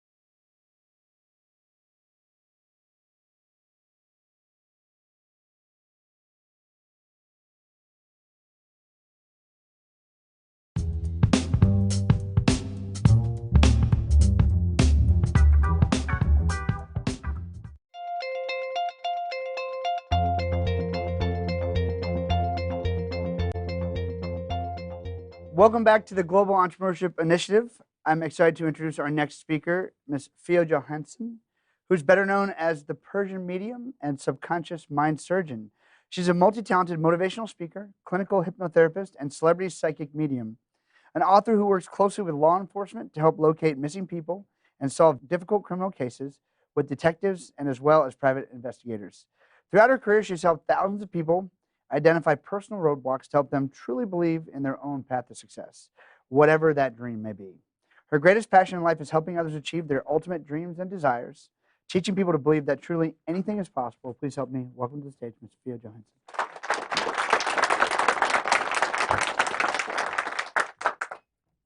Well, hello everyone. I love the spirit in this room. Really, I do. You guys having amazing spirits, which actually helping millions of people so far. As Nick said, my name is Fia Johansson. I'm a medium and subconscious mind surgeon. I will share a couple of my stories of my life, which both kind of funny, at the same time a little bit hurtful, but good to know about how the medium could feel sense as a person. I was at the age of 7.5 when I found that I have some sort of power. Of course, first it was kind of odd, a little bit difficult to understand myself, and I kind of like felt something is not correct with me because I could see, feel, and sense things before things happened. I went to my mom and asked, "What's wrong with me?" "Nothing, you're good." "Should I take you to the doctor?" "No, I don't know, but I can feel and sense that something crazy is going to happen to my grandma," example. "Something is going to happen to my uncle," and all this stuff. However, they're trying to tell me to don't say anybody when you feel and sense something bad is going to happen to them, because I don't wanted them to be scared and see that we should not be even near them. I said, okay, at the age of 7.5, I should just like not saying anything and just relax. At the age of 11, I found one of the most hurtful untruths about my life, which was completely true. I found out that my grandma, who actually I knew and I felt as a mom, is just my grandma and not my mom. My grandpa was my grandpa and not my father. My uncles, they never been my brothers and they've been just my uncles. And my mom, not ever been my sister, and she always been my mother. But this truth been always held and hidden by my family until my grandma passed away. Before that, I had a life as a princess, spoiled completely, and they would definitely give me anything and everything what I want. After she passed, I figured I don't have anyone anymore. My mom is too young. I don't have no feelings as a daughter and mother connections. I feel completely lost, and I found myself, what should I do now? I do have some gift that could help me so far, but should I just like push myself down and see that, oh, this is a trauma. I have to just like be depressed. Now I lost this and that, and I found the truth about my life. And I found about my father. Who is my father? Somebody. Where is he? Another country. Okay. I tell myself, get up, stop it right now. It doesn't matter which family you had. It doesn't matter what they told you. It doesn't matter what happened. What it matters right now is to open the new chapter in your life. And I will completely left alone by myself without anybody to taking care of myself. At the age of 14, I asked my uncle, who left Iran to Stockholm, Sweden, if there is possibility to take me there. He said, maybe or maybe not, but I will do my best. 3 months later, I felt and I sensed I will be there. I'm not belonging in this country anymore, and I don't want to. I went to Sweden, Stockholm, and waited that my uncle is going to come and pick me up. Nobody showed up. Gosh, again, I'm here. My uncle is not here, and I don't even know that language. I couldn't speak English. Nothing. Okay. Then, Miss Fia, you are here with nobody again. So what happened? I tell myself, you are deaf and you are blind. Deaf and blind. What a deaf and blind person can do? I can't talk to anybody. I can't see anything, but I have to activate some other power inside of my body again at the age of 14. So I tried to communicate with people, try to talk or communicate with some officers and ask about, like, where am I? I know that I'm in Stockholm, but I don't even know where to go. So basically, I found some hotel, and stay there and just like think about like what happened with my uncle. So I found out that he had a car crash almost a couple hours before that he went to come and pick me up. So they take 1 month for me and for him to recover, to come out after coma and come and find me. So in 1 month, I was left over in a country with the minus 30 degrees. I mean it, minus 30 degrees. And I'm not joking. I could feel that I can't breathe sometimes, but I could have a lot of, ice in my nose and my ears and everything. Whatever I felt, you know what? Thea, you do have a power. Trust yourself, believe in yourself, build the new chapter. Again, this is your second chapter in another country. So I prayed, I connect to my divine, I sense, and all of a sudden, 3 families, without even knowing who they are, what they are up to, they reach out to me out of nowhere. How? I went out to the Starbucks, but basically there is no Starbucks. It was something, looked like or similar to Starbucks, and saw some lady that's sitting there and crying. I went and said, well, I can't speak. What should I say? Okay, the only things that I can do is a love language. Maybe I should hug her. Maybe I should just like say, I'm here. And it was a Swedish girl, of course, blondie. And I'm kind of like a black hair. Well, that maybe she's going to get scared a little bit. But I says, like, don't worry about it. Just go and get it done. So I did that. And she hugged me so hard. Was like, what's going on? What's happened to you? She's starting to talk. I couldn't understand. Barely nothing. Swedish language? Come on, guys. You guys don't want to even learn. It's very difficult and very hard. I said, okay, it's just continue and continue. I felt and see that she lost the baby, or actually the baby was missed in the past of almost 4 years. And she basically went to the family and asked questions about like, where can I go? How can I find? Because it was in another state, and they come back to the Stockholm, and then she all of a sudden just break down. I said, I can help you. I feel where the baby is, or somehow I can see the baby. They didn't understand what I'm saying.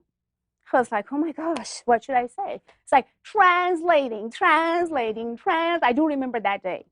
So basically after almost 2 hours, some Persian family, they could actually speak my language, finally Persian, so they could understand exactly what I'm talking, because they've been closest friend to that Swedish family. My career started at the age of 14 in Stockholm. Just 2 months after, I landed in this minus 30 degrees of country. So my point is, whatever I had in my life, I always been thankful and grateful. I never said why I don't. I never said why me. I never said how. I always say, come on, get up, find a way, go. That's it. So never give up. And I always learn myself, don't be logic, be biologic, because that's the only way you can feel and sense yourself and others. Always send love and receive love. Never give up about your goals. And of course, the first month, because I did not have enough money, I left with almost 120 crackers and waters. And it's possible. As a human, we can live with 120 crackers and water every day, which I did because I did not have money, no place to go, countries with no language. Then after that, I feel like I have to build my company. I built my company almost 3 years later.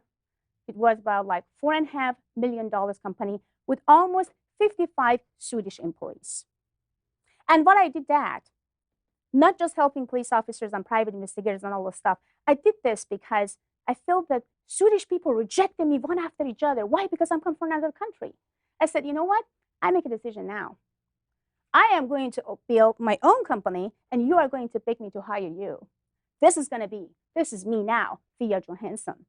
So now I'm not going to be a blondie lady, but I'm going to be the black hair lady with a lot of power of will. So my will power make my company became super successful back in Stockholm. Almost 8 years ago, I felt that I have to move to America. I find my love of my life. And when I come here, I felt, okay, you left your country the way that you love, basically after so many years, And now you want to just start from scratch. So I knew about 5 languages already, but my English was not good at all. So I couldn't barely speak English. I was like, okay, start it again, Miss Via. Now this time, maybe English is much easier than and faster than Swedish. So that was all I had. And now I have over $5.5 million, almost $6 million company, and actually have over 250 employees worldwide that are working for me in America. So everything is possible, even you don't know about the language. So remember that, deaf and blind always will help you and send love and passion to yourself and anything and everything you want. Everything is possible.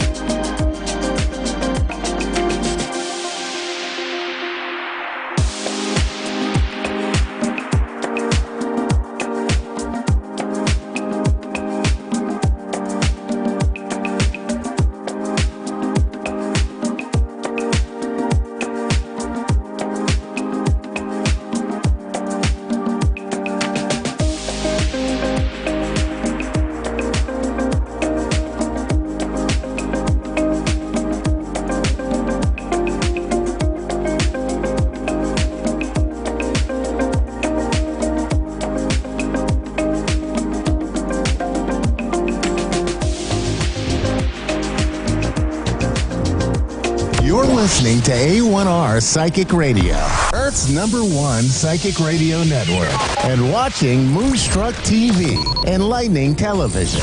Welcome. And now, Australia's Psychic Cowgirl with Tanya Reeves. Live from AustraliaPsychicCowgirl.com. Connect direct. In North America, dial 888-454-2751. In London, 20-3519-2158. In Sydney, dial 02-8488-3147. Or online, contact us through our Facebook page, facebook.com/Psychic Radio. Or one of our websites, AskOneRadio.com or Moonstruck.tv. This is Australia's Psychic Cowgirl on A1R, the Ask One Radio Network. G'day, Tanya Reeves, Australia's Psychic Cowgirl, coming at you from Sunday Creek. I'm hoping that I'm working okay. We've had a pretty hectic, well, for some of us it's been quite a hectic week sorting things out, and for others it's been a bit of a, pull back and reset type of week. So it's been a bit of a mixed bag, I have to say. So I know connecting with a lot of you, let me see, oh yeah, I'm there. Connecting with a lot of you with inquiries and just feeling a little bit out of kilter. I want to remind you, in amongst all of this, that it is about resetting and about, I suppose, seeing the gold that is beneath all that's happening throughout the world. We can turn on the tally and listen to everything that's going on, and yeah, sure, we do need to keep up to date with it, but for a lot of us, it's also about just awakening up to that deeper sense of self, reconnecting with the old style values that were pretty much, Like, it reminds me of our grandparents' era, you know, where we're going back to basics and we're back to things that are, how can you put it, back to the simple things like cooking from scratch and spending time as a family. And I feel like a lot of people also are not being as distracted. So there's something about knuckling down and getting onto things or making things a priority that maybe we put behind us or tended to not bother to connect in with.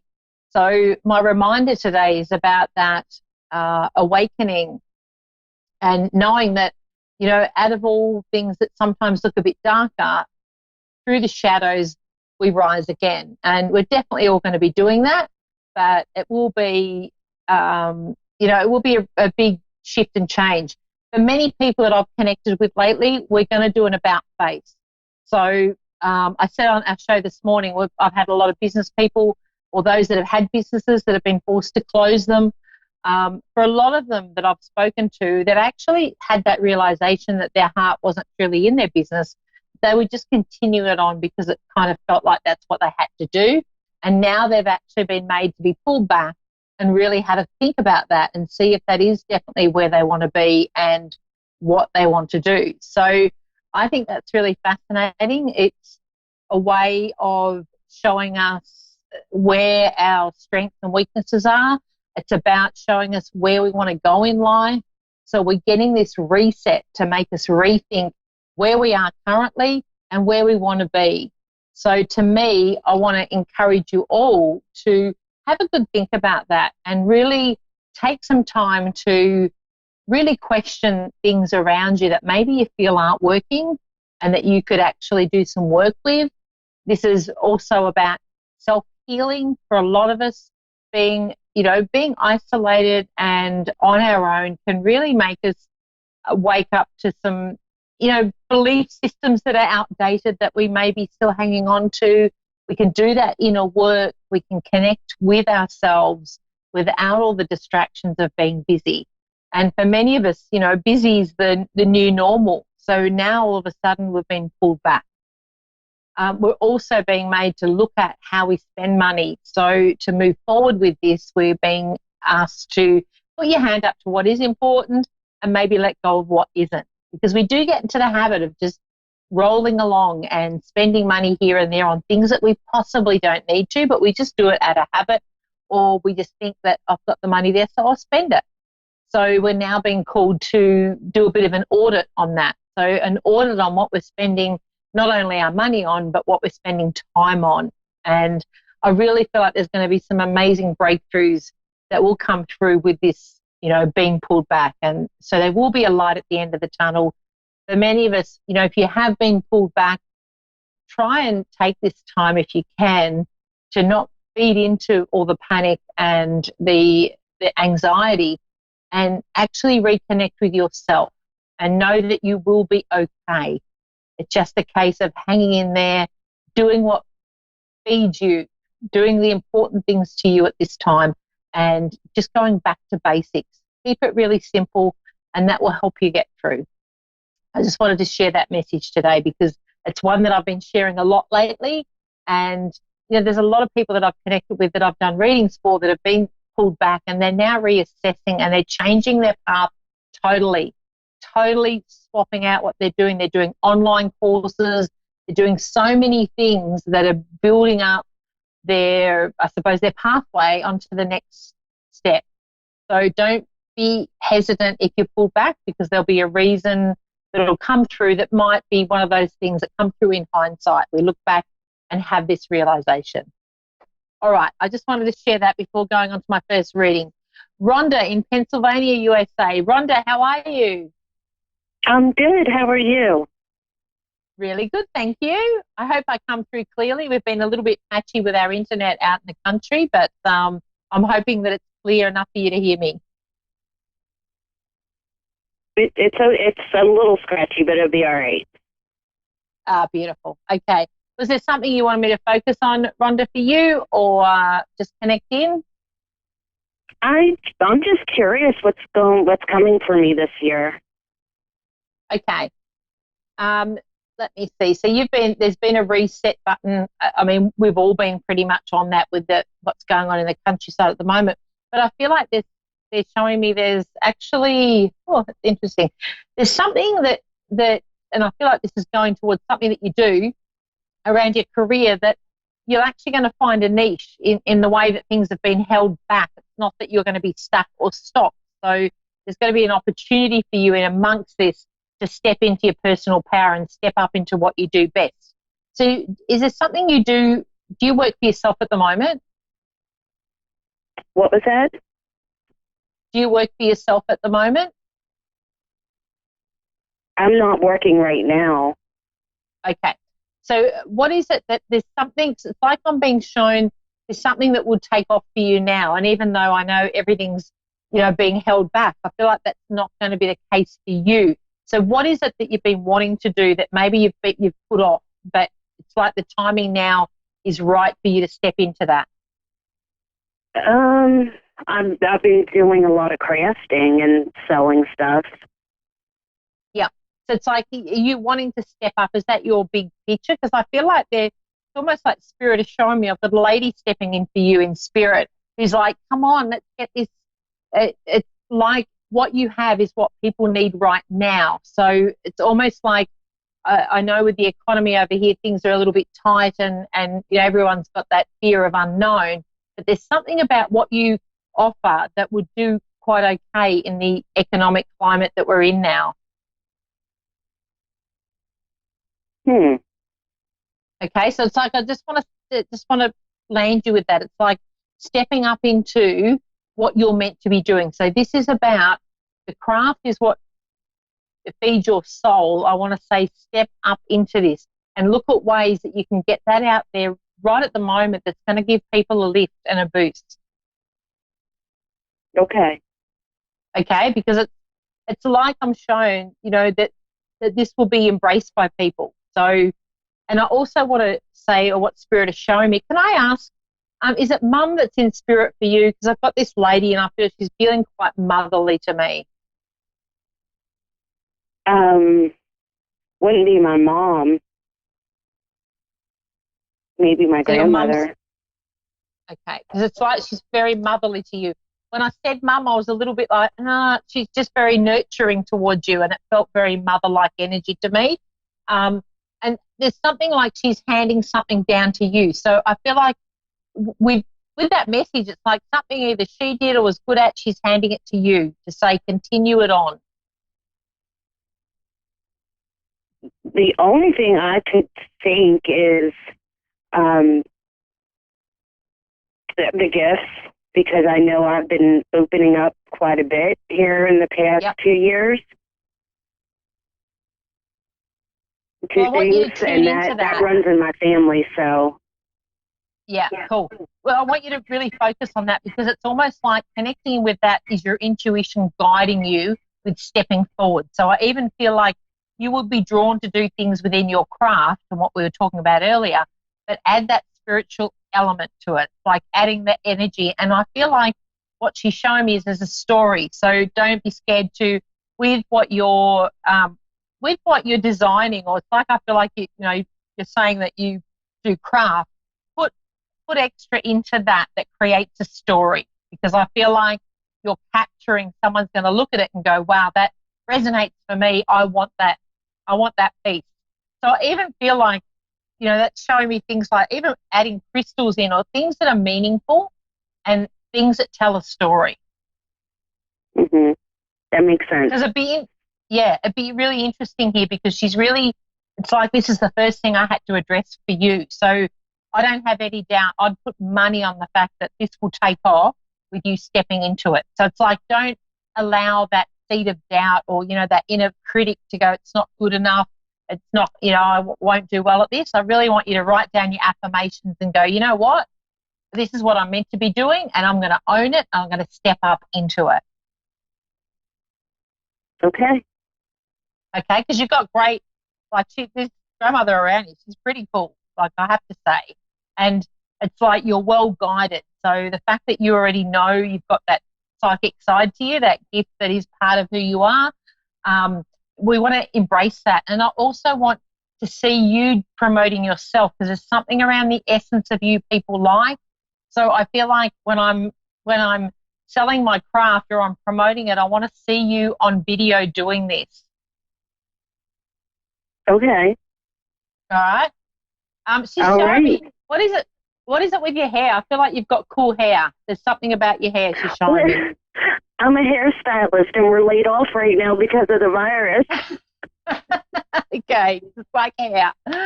That's crazy. Well, I used to be a hairstylist too, so I totally get that. But this is about you being creative, and yes, your hairstyling something that's almost guided you to where you are now. But it's like you're ready to step into really, lifting this up. And I feel like you're working for yourself.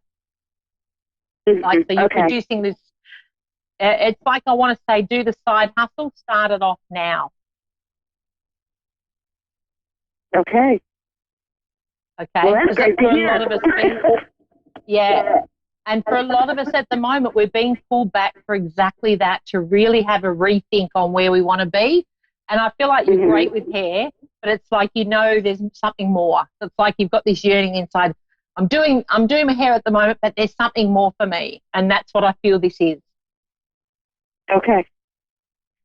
Okay. So don't doubt that. There's a lot of talent around that. She's also showing me it's relevant for you to go to the beach, or like, I know we're in isolation and things, like, I don't know how locked down you guys are, but I know we are at the moment. But there's something about I want to go to the beach side. So I don't know whether there's a plan or you've had this in the back of your mind, but I want to, when I get the chance, to go and connect in with the water.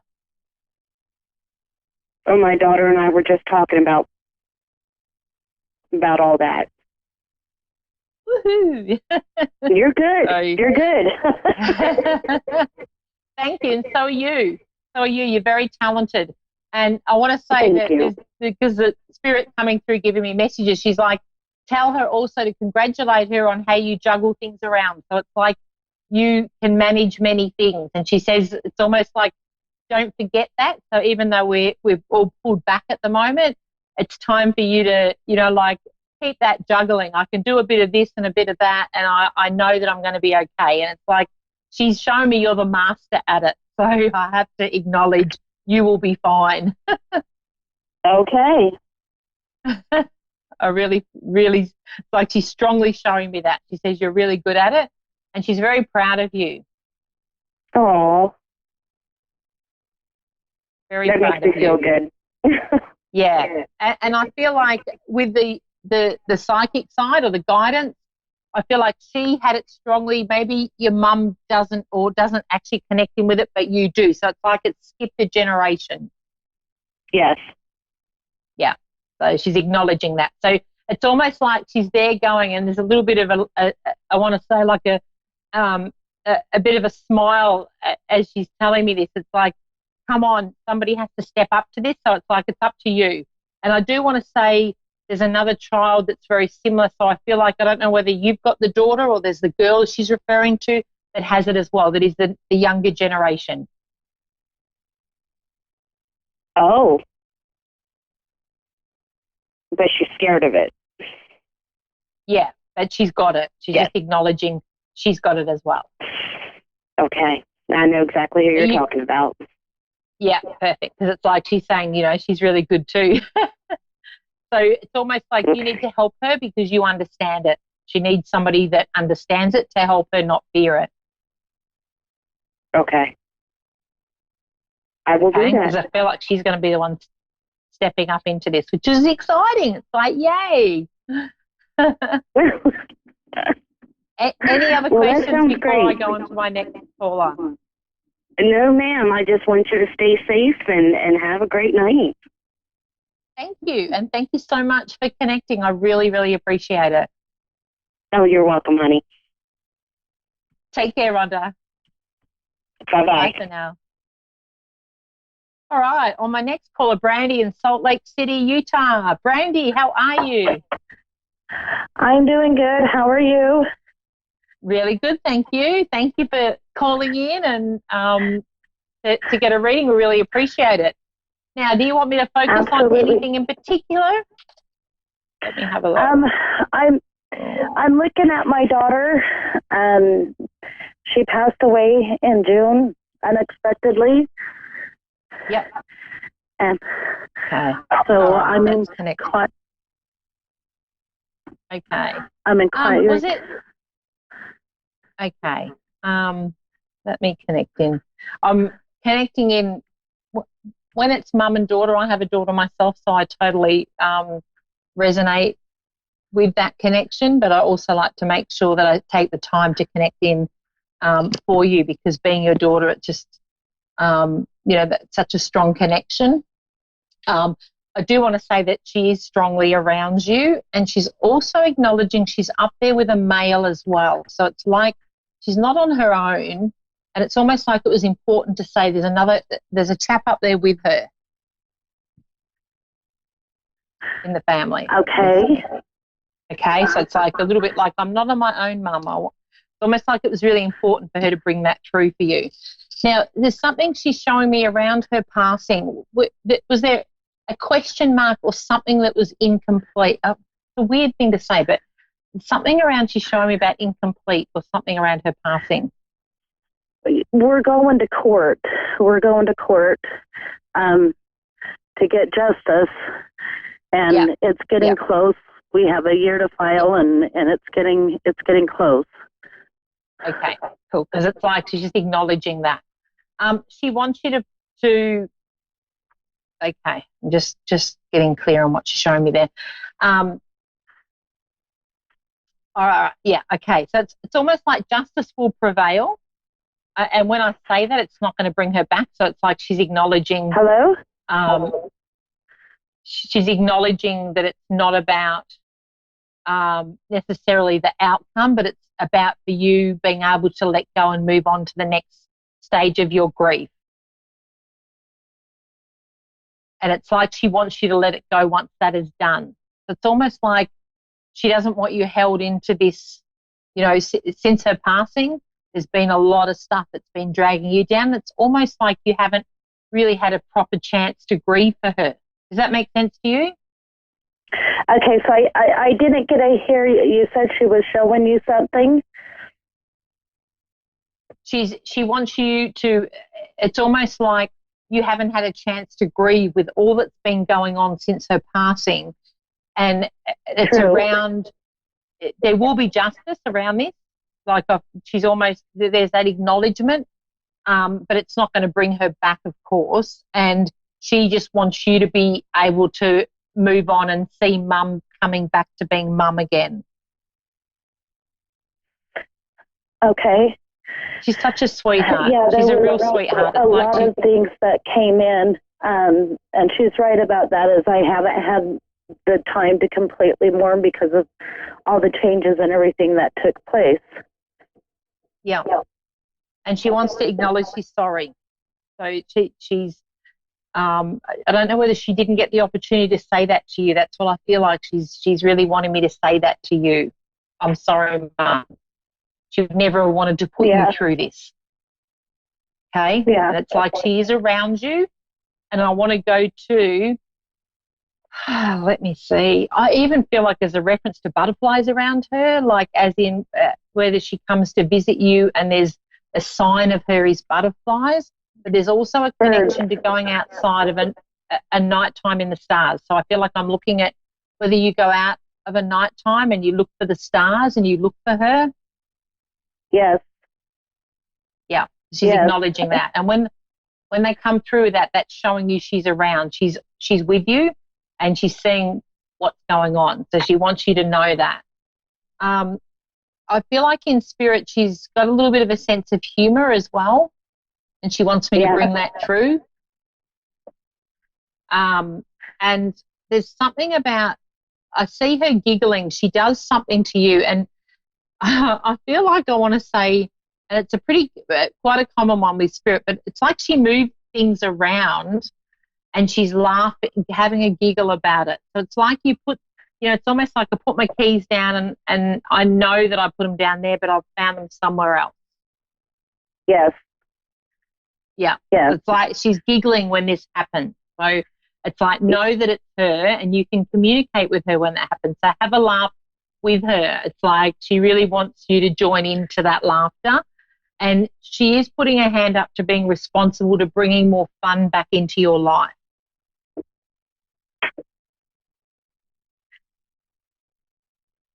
Yeah, that's amazing when you bring the butterflies, because it's butterflies and birds. There's birds when something, I mean, it's just amazing. And I feel like she's sometimes still alive because she's still so close to me. I sense her so much, and I just want to make sure that she's okay.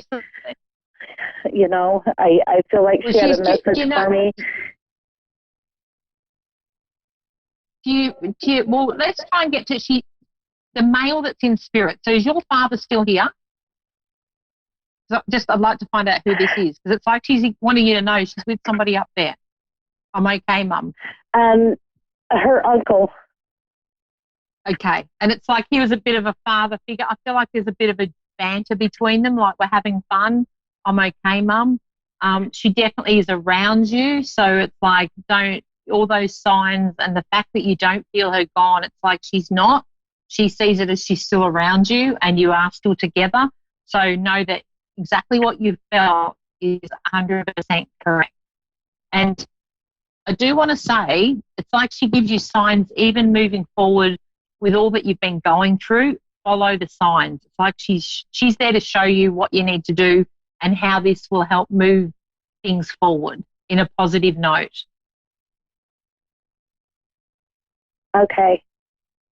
Okay. She's also acknowledging, she wants me to tell you that it's okay for you to move on. So I don't know whether there's connections or whether you're staying somewhere because you feel like if you don't, you won't honour her memory. It's like she wants me to tell you don't worry about that. She's always with you. So if you feel the urge to move or change things around, she is happy with that. And she really wants you to know that. Okay, because I do a celebration on the 25th of every month, and it's been harder the last few months, and I felt so bad. So that makes that help. Yeah. But she doesn't want you feeling bad, and it's like she wants, and of course, with all that you've been through, totally understandable, but from her perspective, she's shown me she wants the old mum back, and she wants to have fun with you. And there's something around going to visit a place. I don't know whether you used to have holidays as a family somewhere, or she's pointing me out that you need to go somewhere. So I know we're kind of all in a bit of lockdown at the moment, but it's like once that moves through, it's like go back and enjoy those memories because she wants to go back with you. Okay. Okay? Okay. She's telling me you know where I mean. So it's like you already know what I'm talking about. To go with family, and there's a special spot that I go for her, and the family gets together.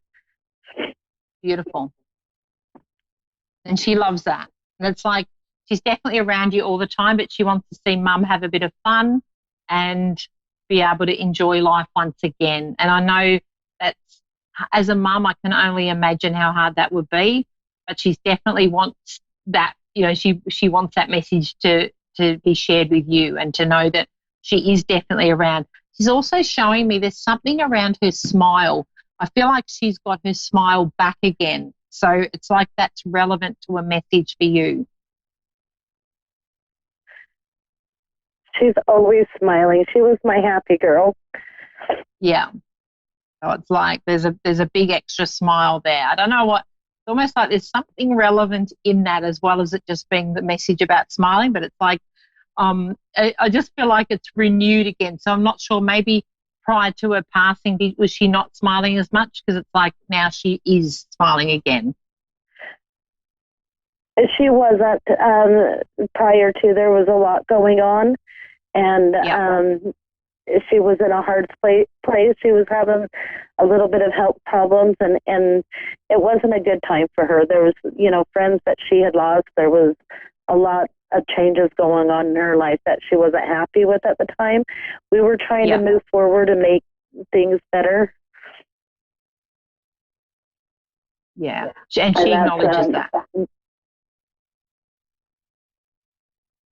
But she definitely comes through also saying, sorry, Mum, like, I'm sorry. So there's a lot of, she wants you to know that. And I feel like that you did to a degree, but it's like she wants to come through in spirit and say that. Yeah, I understand that. Yeah. Like she just goes back to that. But she is happy now, and she wants to, there's almost an aspect of her, or what connecting with her energy is like, life was a struggle for her, but I've now, you know, over on the other side, there's not the pain.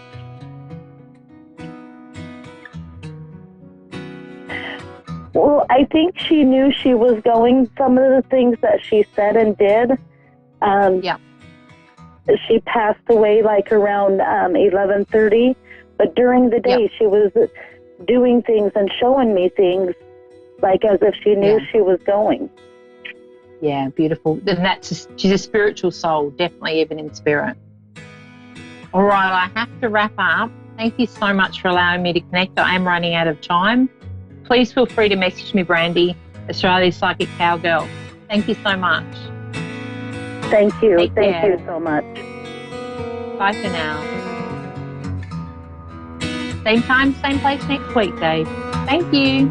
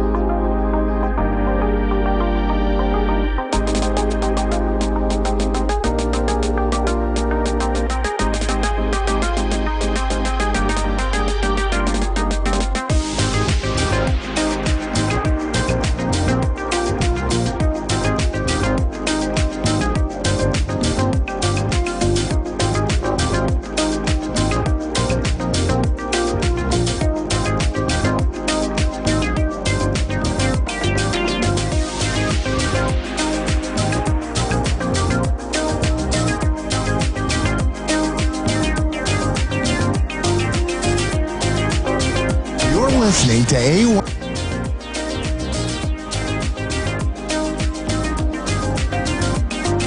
You're listening to A1R Psychic Radio, Earth's #1 psychic radio network, and watching Moonstruck TV, enlightening television. Welcome. And now, Reverend Elliot's Magical Window with Reverend Elliot.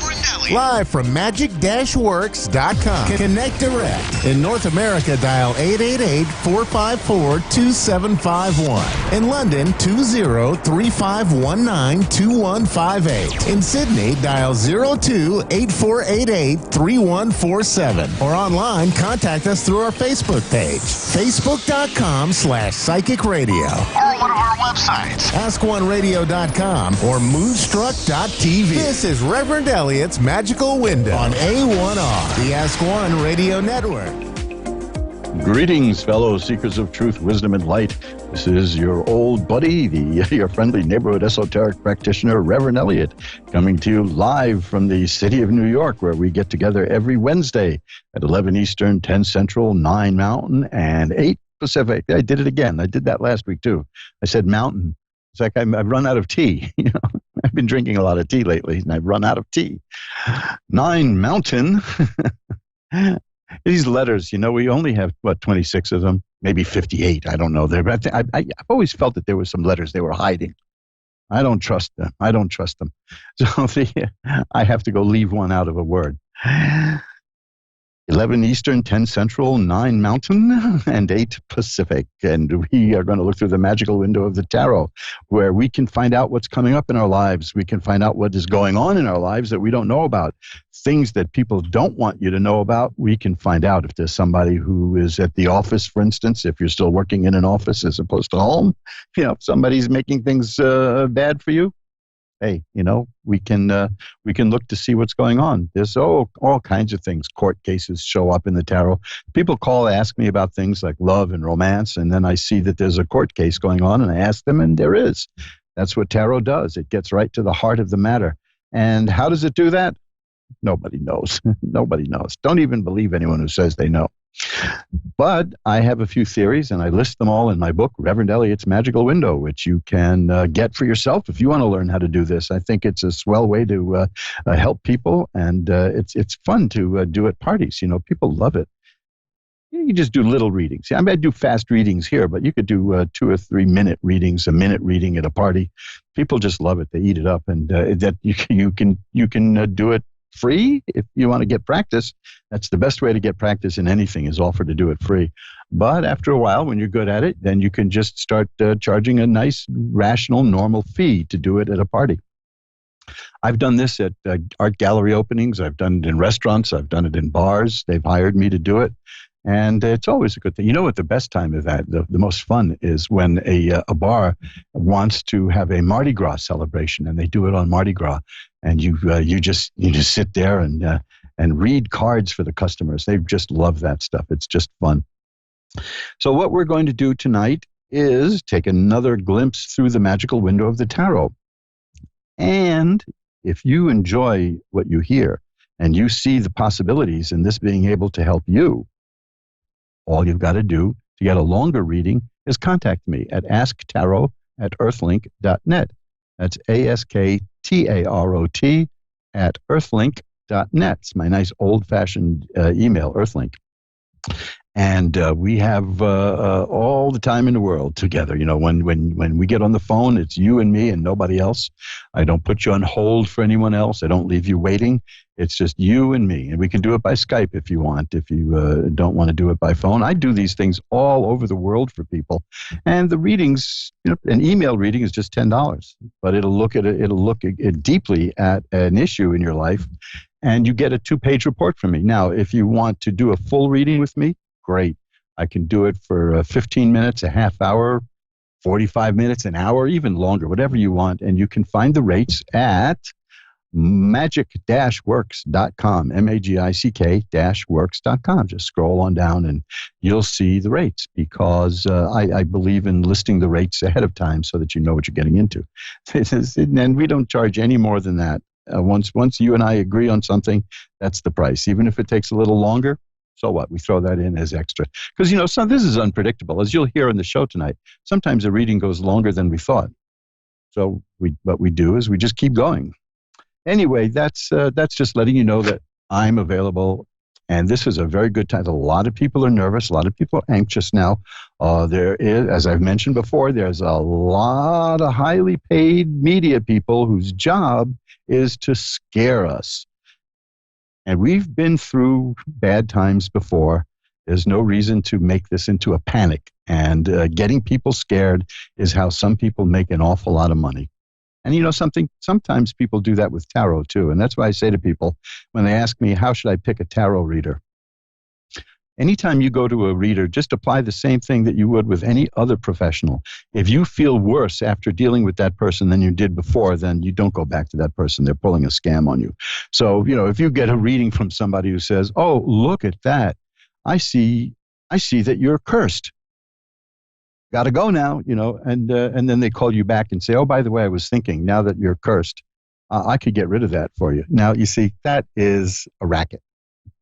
The ethical tarot reader doesn't exploit people. You know, people who call it a tarot reader trust the person, and it's up to us to honor and respect that trust. And that's why, as a member of the American Tarot Association, I'm not just a long-time member, but I'm on the board of directors. I'm the vice president of communications. And can't you tell? I'm a professional communicator. But if you want to go to my website at magic-works.com. And when you scroll down and you look for the rates for a personal tarot reading between you and me, you'll also find a link to the American Tarot Association Code of Ethics. You see? And you look at that and you'll see that is how an honest tarot reader behaves. And if we find out that a member of the ATA is violating those rules, that's it. They're out. No second chance either, because it's trust. It's a matter of trust. And you're calling a stranger, for goodness sakes, and you're opening up and you're telling what's going on in your life. Now, you cannot take advantage of that in good conscience. I'll give you a perfect example. I have had calls from people in these past 2 weeks who want to pay me for a reading to see if they're going to die in the near future. Now, as I said, there's fear out there. Now, what kind of a human being would I be if I took money to exploit that? I mean, then I would be as bad as the newspaper publishers who scream, could this be the end of the world?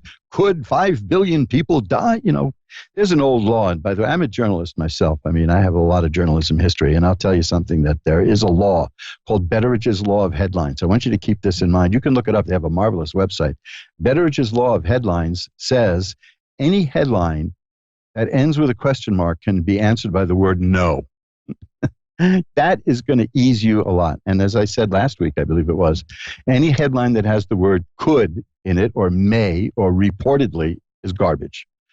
It's just a way to critically look at this, because like I said, there are a lot of people out there who want us scared so that we would tune in and raise their click rate, raise their viewing audience if it's cable.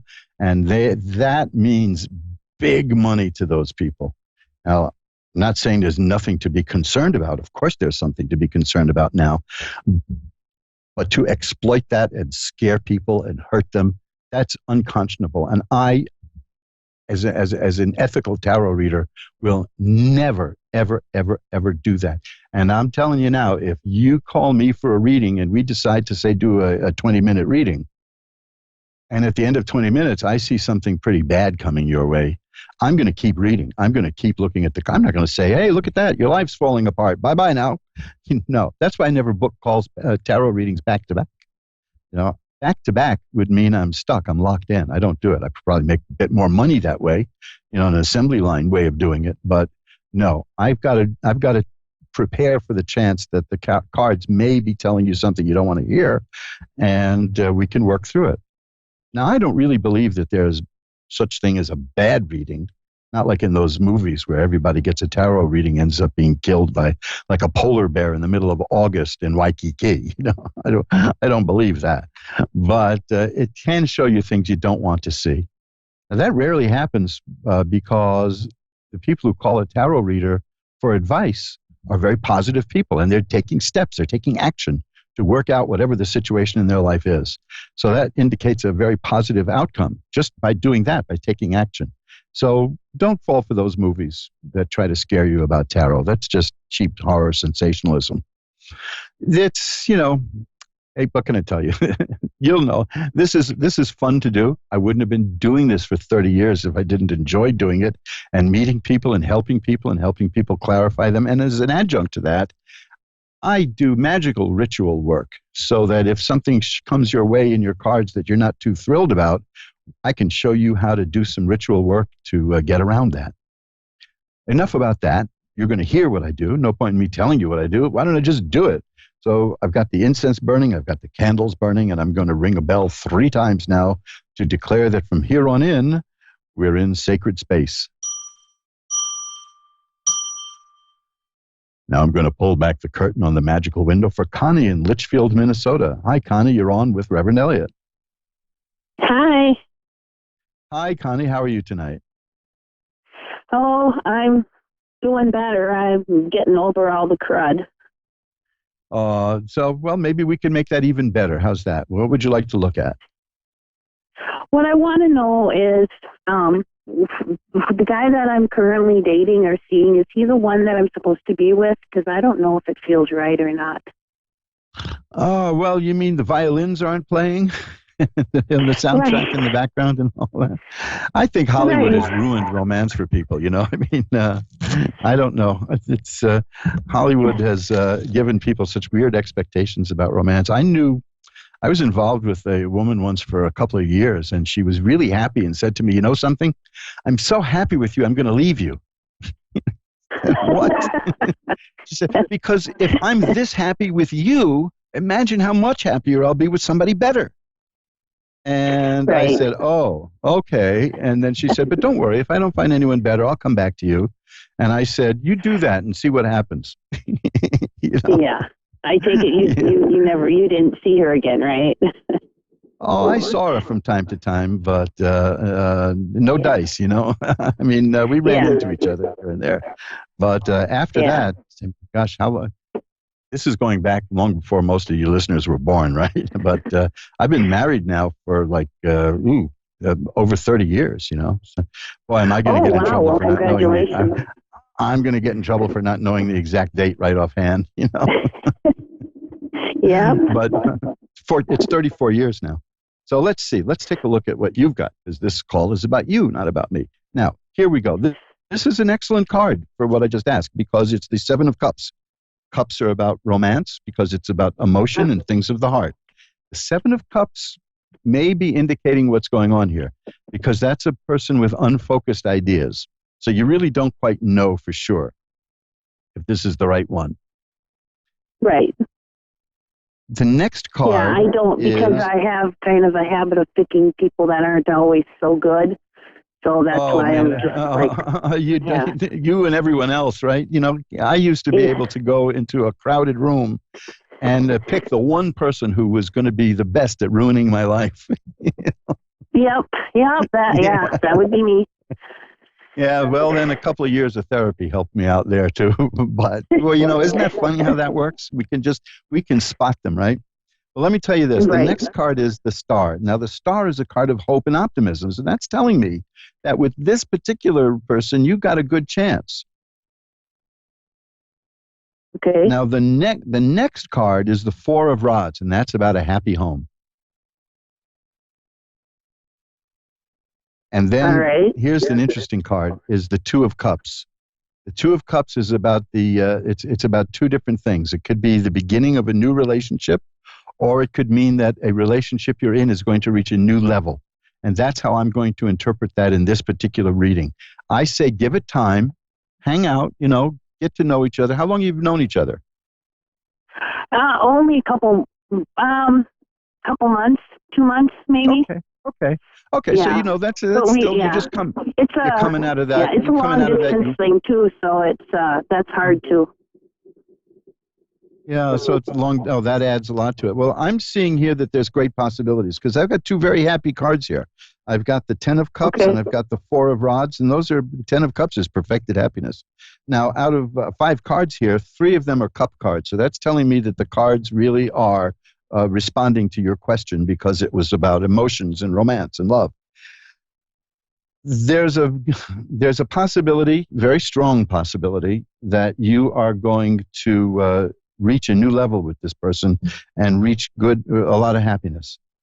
So give it a little more care than you usually do, is what I'm saying, because the key to this is that first card, the Seven of Cups, unfocused ideas. Okay. And that's easy to fix. That'll snap into focus. And if it's still new, you only have a few months with each other. So get Right. into it and let it, see if it'll grow. And if it doesn't, if it doesn't, then you can try again, or give me another call, and we can see what's happening. I could probably give you a lot more detail if we were off the air and we were doing a full reading, but I don't know that you need any more than that, because this is a pretty good lesson here. Going from unfocused ideas, followed by the card of optimism, the card of a happy home, the card of a relationship reaching a new level, and then the Ten of Cups, which is perfected happiness. So I think this time you've come closer to getting what you want than you have before. Well, that's good to know. Yeah, that does feel good. And let me see if I can pull one more card. Maybe we can put it underneath all these cards to see what the underlying issue is. Well, there you go. That's the King of Cups. Now that's another cup card. So I've got 6 cards here. 4 of them are cups. So we're definitely on the right track here. The King of Cups is the manifestation of something. This is showing that the court cards are about something beginning and growing and forming. And the further on you get in the court cards, from the knight to the queen to the king to the page, it takes more and more shape. So this is telling me that it is taking shape, that this relationship is growing, and the King of Cups tells me that you are right now at a point where this is really taking shape and happening. So give it a shot, and check back with me, or if you can't get through and Ask on Radio again, because I know a lot of people try to get through but don't. Drop me a line at asktarot@earthlink.net, and maybe we can arrange for another reading. How's that? So this is looking good for you, Connie, and thanks for calling. Let me just shuffle up the cards now. You are on Reverend Elliott's Magical Window. Well, some of you are on it. You're all listening anyway. You're listening to Reverend Elliott's Magical Window, where we get together to look through the magical window of the tarot. Now, you see how that worked? That was fascinating, because the only cards that I got that weren't cup cards in that call, one was about a happy home, and the other was a major card, which was about hope and optimism. So that's pretty good. Danielle in Princeton, West Virginia, you're on with Reverend Elliott. Hi, Danielle. Hi. How are you tonight? I'm all right. How are you? Oh, I'm doing great. I just love the energy I get from doing this show, and I think that the energy builds up from all the people listening, and it just shoots down through the satellites and over the air and right into me, and I just feel great. It's so energizing. It's just marvelous. That's good. You got a great laugh. And I'd say that helps an old stand-up performer like me. You hear somebody laugh. Why, that's good. So what can I look at for you? What can I look at? You got me laughing now. I just want to know about my ex. About your ex? Yes. Okay, I asked that because this is a fascinating card that I got before you even asked me the question. And I've got 3 more cards in the same suit. Let me ask you, first of all, was this like a relationship that was filled with fighting? Not really. In the end, it turned to fighting. Okay, because so it was we were argument. together for almost 11 years, and it just in the end, we really began to fight a lot. Well, here's why I ask you that. I have 4 cards here, and they're all swords. Swords are a weapon.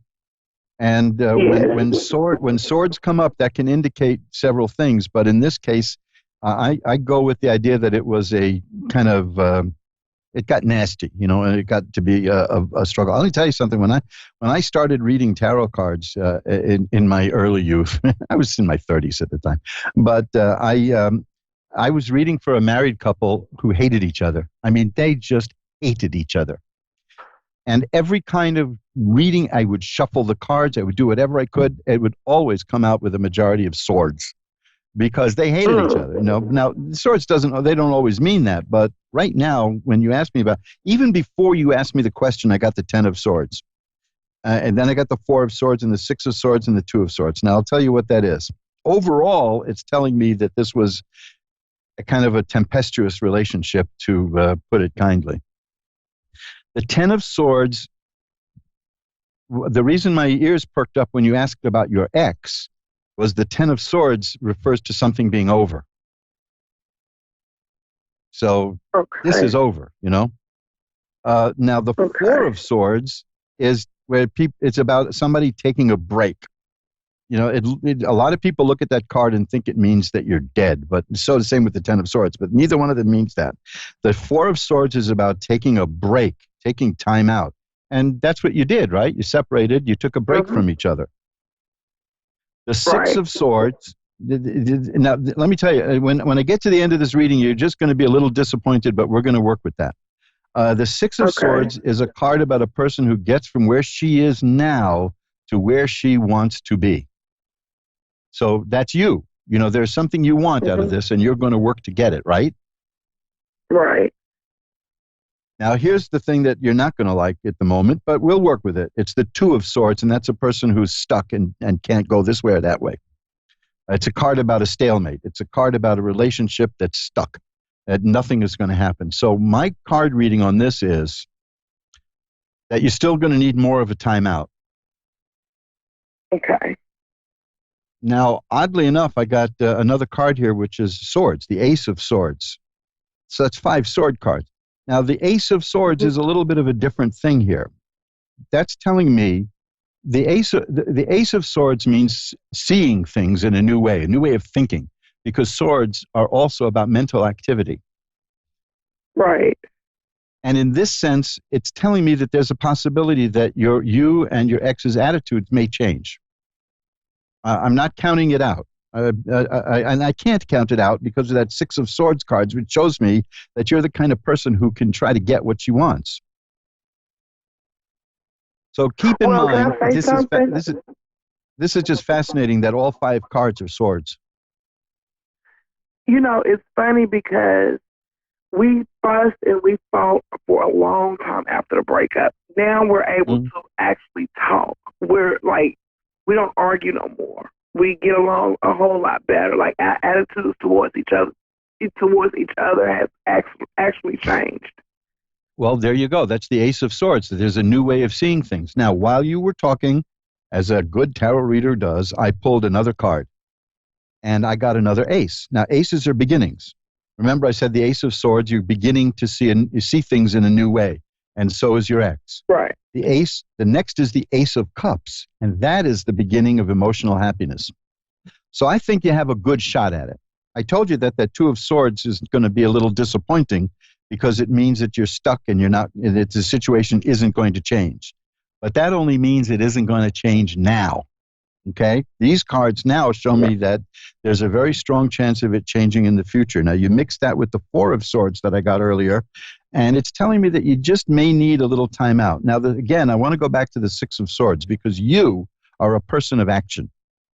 And maybe you just want to hold off a little while because that's difficult for you. See, this is the problem. The 4 of Swords is a person taking time out. The 6 of Swords is a person making things happen. So you've got this dual attitude going in your mind, right? You don't know, should you do this or should you not do it? Is that correct? Right. Yeah, see, aren't these cards wonderful? Isn't it wonderful how they work? Well, my answer to you is give it time, but I'm going to take one more card and see if that one card may add something to this. How's that? Okay, thank you. Let's see. Oh, man. You know something? This was the card that was on my mind. I could not give you a better card. It's the Chariot. You know what the Chariot is? If it's a chariot, shows a lot of decks show a guy on a little chariot with 2 horses, and one horse wants to go this way and the other horse wants to go that way, and you, as the driver of the chariot, are holding it together and you're making it happen. So that's the card that I put underneath the 4 of Swords and the 6 of Swords. That doesn't really help much. It explains the situation exactly the way I told you, is that you have conflicting forces that you got to deal with. But that's telling me that you can deal with it. Let's look at a card for the ultimate outcome. The ultimate outcome, I had this earlier for someone, is the 10 of Cups. The 10 of Cups is perfected happiness. So you're moving from the 10 of Swords, which is about something bad is over, to the 10 of Cups, which is about something wonderful and happy. So I think that you're going to, I'm going to give you exactly what I read in these cards. Things are changing for you and your ex. They're changing for the better, but you still need time. Okay? So my advice is not to don't do anything, because that's ridiculous. But my advice is to go a little slower. And remember that 4 of Swords, because that could be your ex, which is the need for more time. But I think you're both growing and you're both getting there and you're both going to get what you want. This is a marvelous reading. I'm going to read those cards again, just one by one. The 10 of Swords, the 4 of Swords, the 6 of Swords, and the 2 of Swords, the Ace of Swords. And then after that, we get the Ace of Cups and the 10 of Cups, which are happy cards. And underneath it all is the Chariot, which says you are working to keep this together. So see, don't let that work overburden you. And see if you can get your ex to do a little work too, okay? Okay. Thank you. Thanks for calling. It's been great reading for you. And I mean, these cards really responded to you. And you are definitely evolving. And these things, I can't imagine a reading more on point. I think you're coming into getting exactly what you two want if you can do it. You know, you have a good shot at it. And that's a long way from that first card of somebody, the 10 of Swords, which shows a person lying face down in the mud with swords in her back. You know, that's a long, to go from there to the 10 of Cups, that's beautiful. So keep doing what you're doing, but just pull back a little bit, because I think that it requires a little more daintiness, if that's the word. Just let it flow naturally. According to the flow of these cards, you're getting there. You're getting what you want. Okay. Thank you so much. My pleasure, Danielle. It's been great talking to you. Bye-bye now. Bye-bye. And we'll shuffle them up again. What a dynamic reading that was. You know, we live for that, we readers. We really do. And it's funny, you see, even before the subject of how's the ex doing came up, I had those sword cards, you know, that told me that this was going to be about a relationship that ended, or something that ended. I just understood it to be a relationship by looking at the other cards. That's how it goes, you know, and that's marvelous when the cards can. This is what I mean by information. These cards are shedding light. They're giving advice. Now, notice that the cards, one of the kind of readings that we shouldn't do is, should I sell my home right now? You know, should I put that money into the stock market? Yes or no? You know, we don't do that. When people ask me a yes or no question, my answer is always flip a coin, heads yes, tails no. Because as soon as that coin is up in the air, you're going to know which way you want it to land. So you really do know what you want most of the time. But instead of saying, should I put money in the stock market? The question would be, if I put money in the stock market, what will that look like? That we can work with. A tarot reader can sink his teeth into that, even real teeth. You know, you could tear that, and you could tear into that. You could really do it, and like I said, when you get a longer tarot reading with me at very affordable rates, why, we just spend all the time we need, and we get it done just talking, you and me, like this, without a few million people listening. We're all shuffled up now, and Jessica in Venice, Louisiana is next. Hi, you're on with Reverend Elliot, Jessica. Yes. Hi, how are you tonight?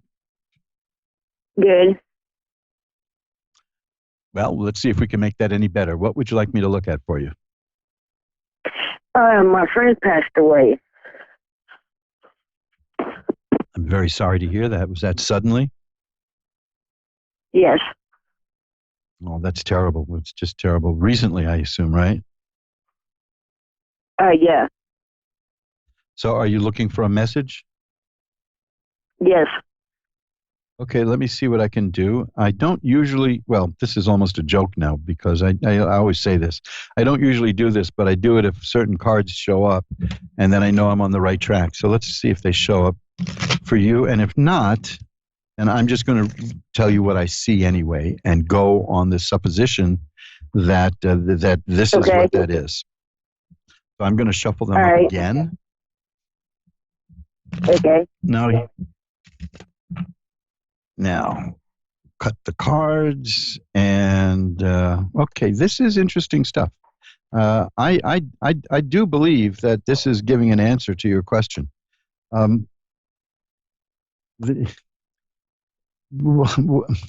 Was this person very unhappy? Yeah, sometimes. Okay, I'll tell you why I asked that. Because the first card I have is the Three of Swords, and that is a card of great sorrow. That's sadness, and that sometimes indicates divorce, or if it was for a nation, it would indicate civil war. I mean, it's a sad card. It means family troubles, all kinds of bad things like that. But immediately after that is the Ten of Coins. The Ten of Coins, and this is fascinating in the context of a person who has passed over. The Ten of Coins is a card of parents and grandparents and grandchildren and great-grandchildren and great-grandparents. It's about ancestors. It's about your whole family line, and it's being with them. So I'm reading this as a person who is now with all the ancestors. Now, of course, that's the old Chinese expression to say when somebody passes away that he is now with his ancestors. But that's what I'm seeing here. Now, the Wheel of Fortune is here, and that tells me that the situation the person had, the very sad situation the person had, has changed. The next card is the Six of Rods. That's a card of success. And the next card is the Ten of Cups, which I've had twice so far tonight, is a card of happiness. So now get this. We start with the Three of Swords, which is great sadness, and we end with the Ten of Cups, which is great happiness. So I'm seeing that this person, it's scant comfort, of course, but people always would say, well, he's in a better place now. But that's what I'm seeing here. I'm seeing that your friend is, in fact, in a better place.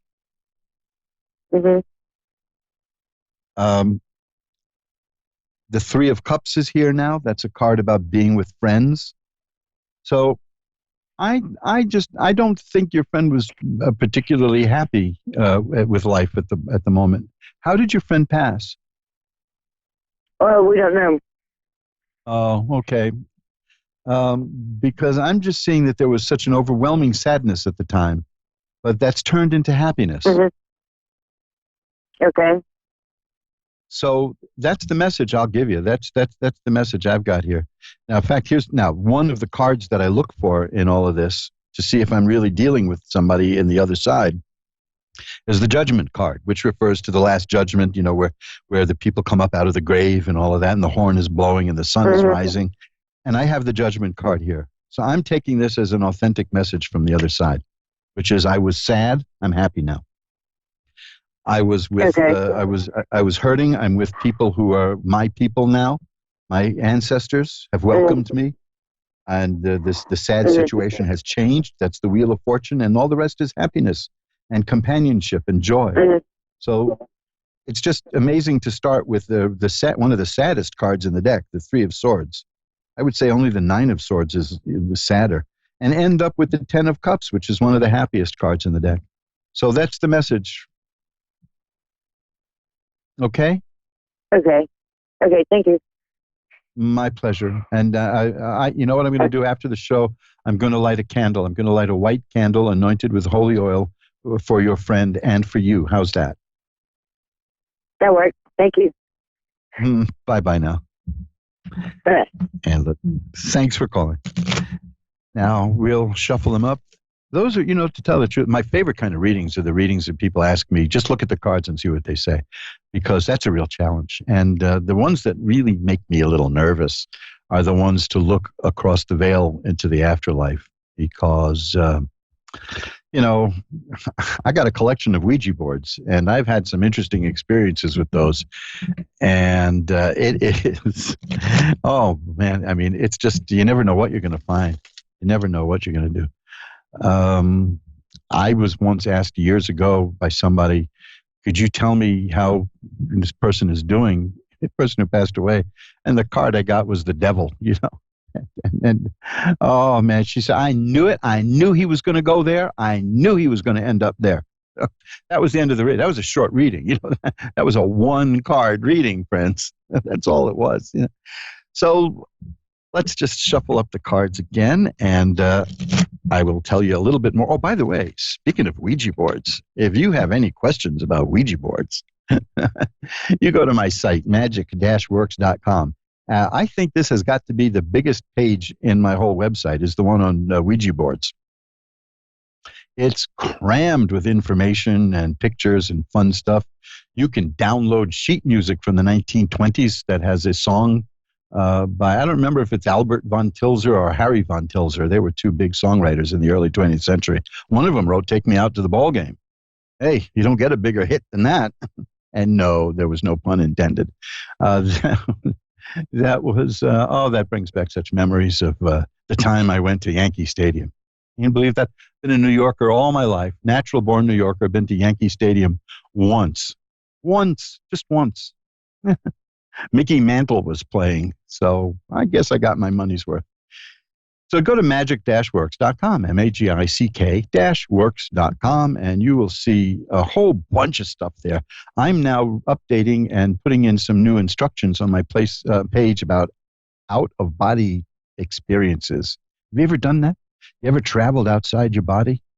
I have done some remarkable experiments with not remote viewing per se, although I have a page about that too under the ESP page, but actually leaving your body and going somewhere and time traveling. Oh boy, you can do some stuff with that. I have had remarkable experiences in my own life just going back in time to witness certain incidents in my life from my childhood. And I've seen it. I've been there. It's like Total Recall, but you're seeing it from another point of view. I can teach you how to do that stuff too. I have a meditation there, a visualization meditation that you can download and use. I have all kinds of free stuff on my website, magic-works.com. Then I have mojoacademy.org for Mojo Brothers books. Now, that isn't free. The stuff there, I mean, but you take a look at it because there's books there that will change your life. Books and now audio and some video too. Check those out because along with tarot reading, those are the kind of things I really like doing, is getting into the magical side of things and showing people how to really enhance their lives through things like meditation. Now, meditation is where it's at, especially in troubled times. Meditation is hard to do. Meditation, if you try to shut your mind down, your mind is going to say, hey, wait a minute, who's the boss around here? So it's going to be very difficult. But I have some guided meditations that you should know about. You could check out the meditation page at magic-works.com. And also, there's a recording from the 1950s that's probably one of the first guided relaxation meditations ever done. And we have reissued that. You check that out. I will put a link up to that on my Facebook page also, which is my Facebook tarot page. You can get to that also just through askoneradio.com or through magic-works.com. You and I, we're going to do a lot of things together one of these days to improve your life and my life too, because I don't do these things for you. I do them with you. So when you grow, we all grow, and I grow. And that's one of the things about a tarot reading with me is that we both learn. I mean, that's the way it is. I'm not like some power from on high. I'm just a regular guy who took the time to learn how to read and interpret tarot cards. You can do that too. We'll talk about that later. Right now, Tracy in Dallas is on. Hi, Tracy. You're on with Reverend Elliot. Hello. How are you? I'm doing well. How are you doing? I'm doing fine. Amidst all of the chaos that's going on right now. Doing fine. Yeah. Tell me about it. I mean, I'm in New York, so people driving around. People driving around the country with New York license plates are getting avoided on the roads. So wow. Well, my heart goes out to all of the citizens in New York at this time, and all across the world. As a matter of fact. Yeah, that's true. Well, let me tell you something. It's really not as dire as the media is making it out to be. I do the numbers every day. I look at the health department. I look at the Centers for Disease Control. And right now, this is always a surprise to people. Right now in New York City, the number of people who have picked up this virus, it's 2/5 of 1% of the population. So we got it pretty much under control. It's not, ain't no nightlife to speak of. And I think there's a few bartenders who think I must have died, but, this is, but it, 2/5 of 1% of the population, that's pretty good. So, we got to at least give each other credit for keeping this thing in check. The human beings have centuries of experience with outbreaks like this, so we all know what to do, which is to apply some common sense stuff, which is, stay 6 feet away and wash your hands and stay in if necessary. And of course, me being an old geezer, I'm probably got to go a little lighter too, so there you go. Right. I understand. Well, I agree with you. And, over time we'll get through this and then carry on with life. And new world that we're approaching is, it's going to be an exciting new world. Yeah, we're going to get through this. And like I always tell people, just remember, the fear is worse than the disease, because fear, and I have something, if you look at my page on my website, this goes for everyone listening, magic-works.com, magic with a CK, check out the page called Healing Power. Now, this is not like mystical stuff that's going to heal you, because that doesn't exist. The stuff I have there is about the body's innate ability to heal itself, which we all have. And one of the things that any doctor will tell you that, and I'll give you a grotesque example of it.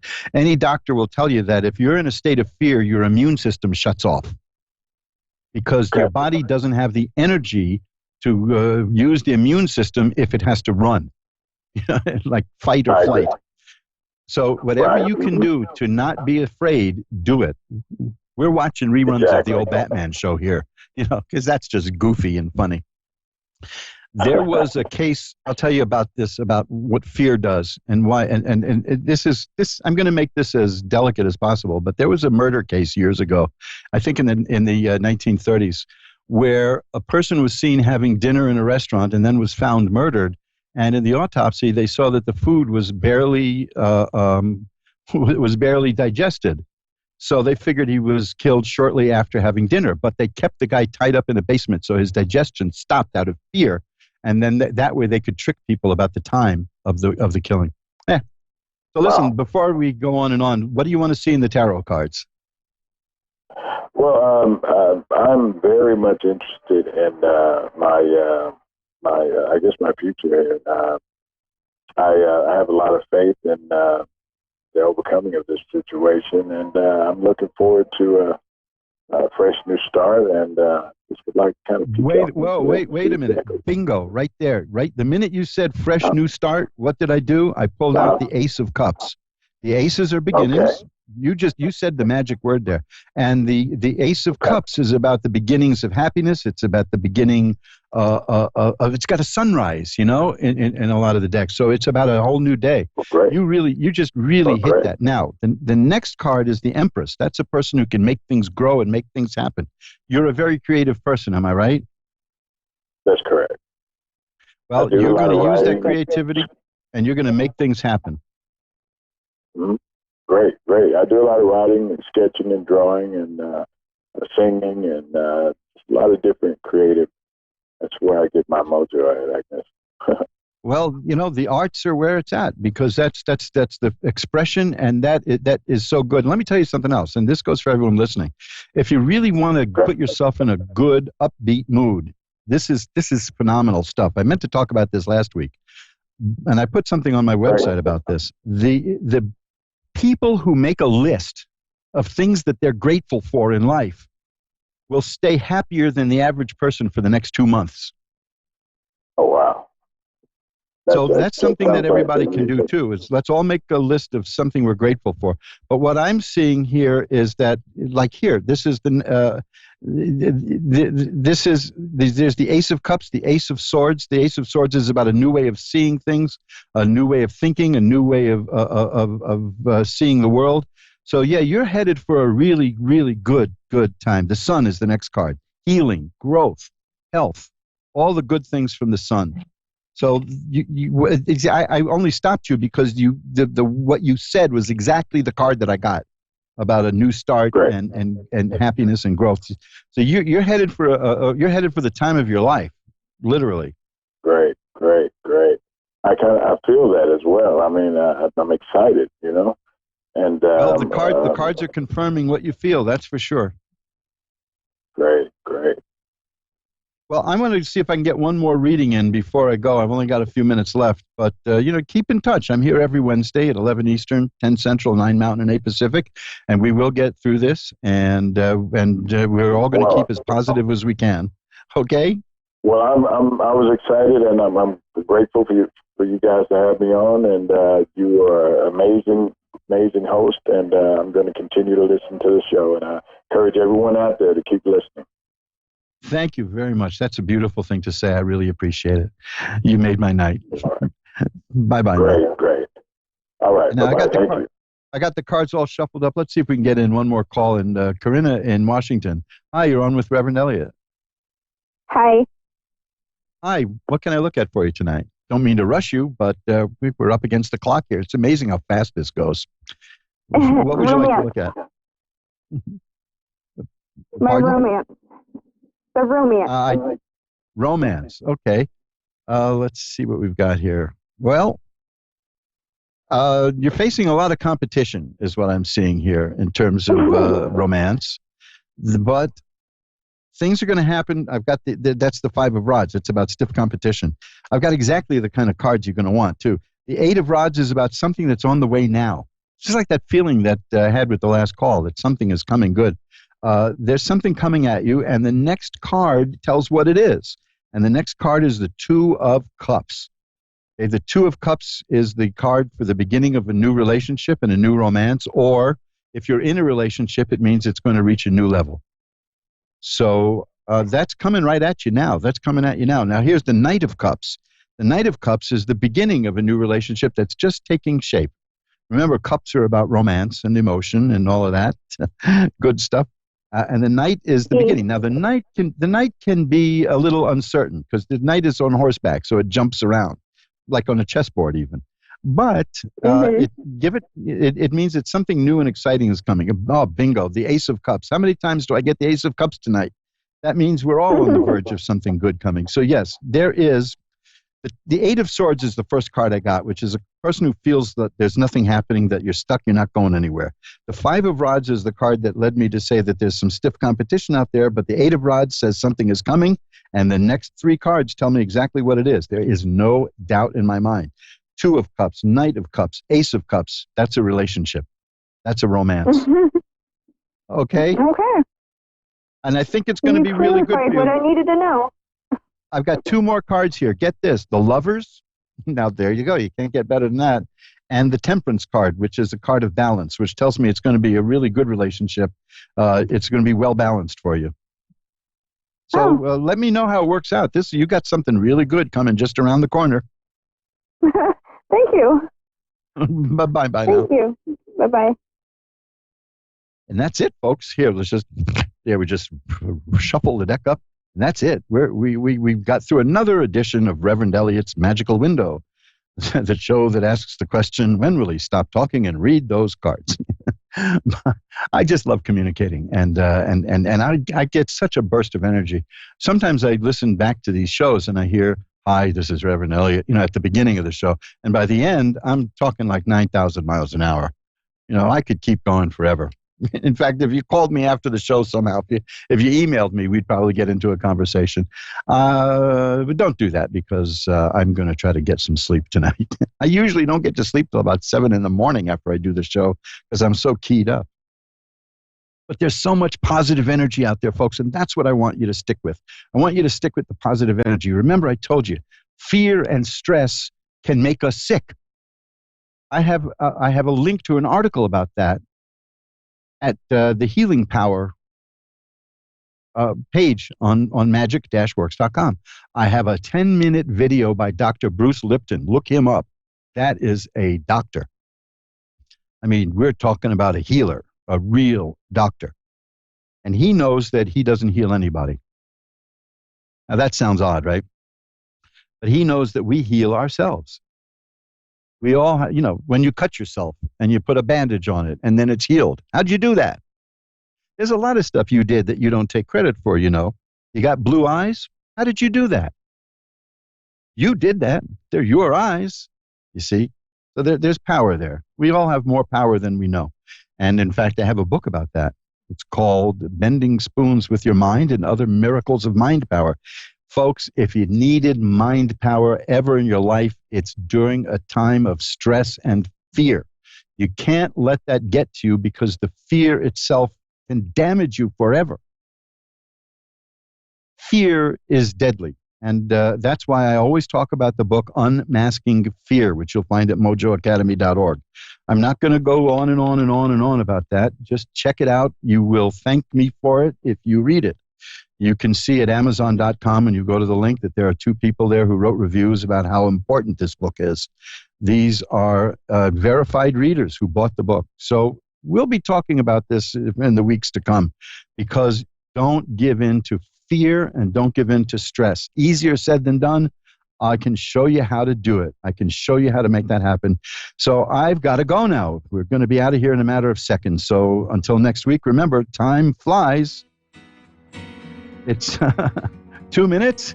Have I really got 2 minutes to go? Yeah, okay. Wow. Well, so what can we talk about for 2 minutes? Let's see. I'll tell you what I'll do. I shuffled up the cards. Let's pull out a card to see what the situation in the world is like now. Bingo. Again. Gosh, I love these cards. The Star. Hope and optimism. Hope and optimism. Now, you couldn't get a better reading than that. The next card is the Wheel of Fortune. That means this too is going to change. The situation is going to change. The Tower struck by lightning. Notice that these are all major cards. That means the situation is going to change, and it's suddenly. And the next one, unbelievable. Also a major card. It's the Sun, the card of healing and growth. Just what I got for the man who called from Texas, Tracy. We got the Sun, which is healing and growth and happiness and health and all the good things. You know, people think bad things come from the sun because we're trained to think that the sun is going to, poison us and kill us. But that's only if you overdo it. People who work out in the sun actually have a lower rate of sun-related diseases than other people who try to cram in sun, a day at the beach and do that. Nope. So listen, that is the prognosis that I see. The Star, the Wheel of Fortune, the Tower, the Sun. These are outstanding, positive, wonderful cards. Again, go to my website, magic-works.com, magic-works.com. You can contact me through the contact form there if you want a full reading. If you feel you need a reading, you need someone to talk to, give me an email. Send me an email. Shoot me an email. But go to magic-works.com and look at the Healing Powers page and see how dangerous stress is. So now I'll say it again. Till next week, remember, time flies. It's up to you to be a navigator. Bye-bye now.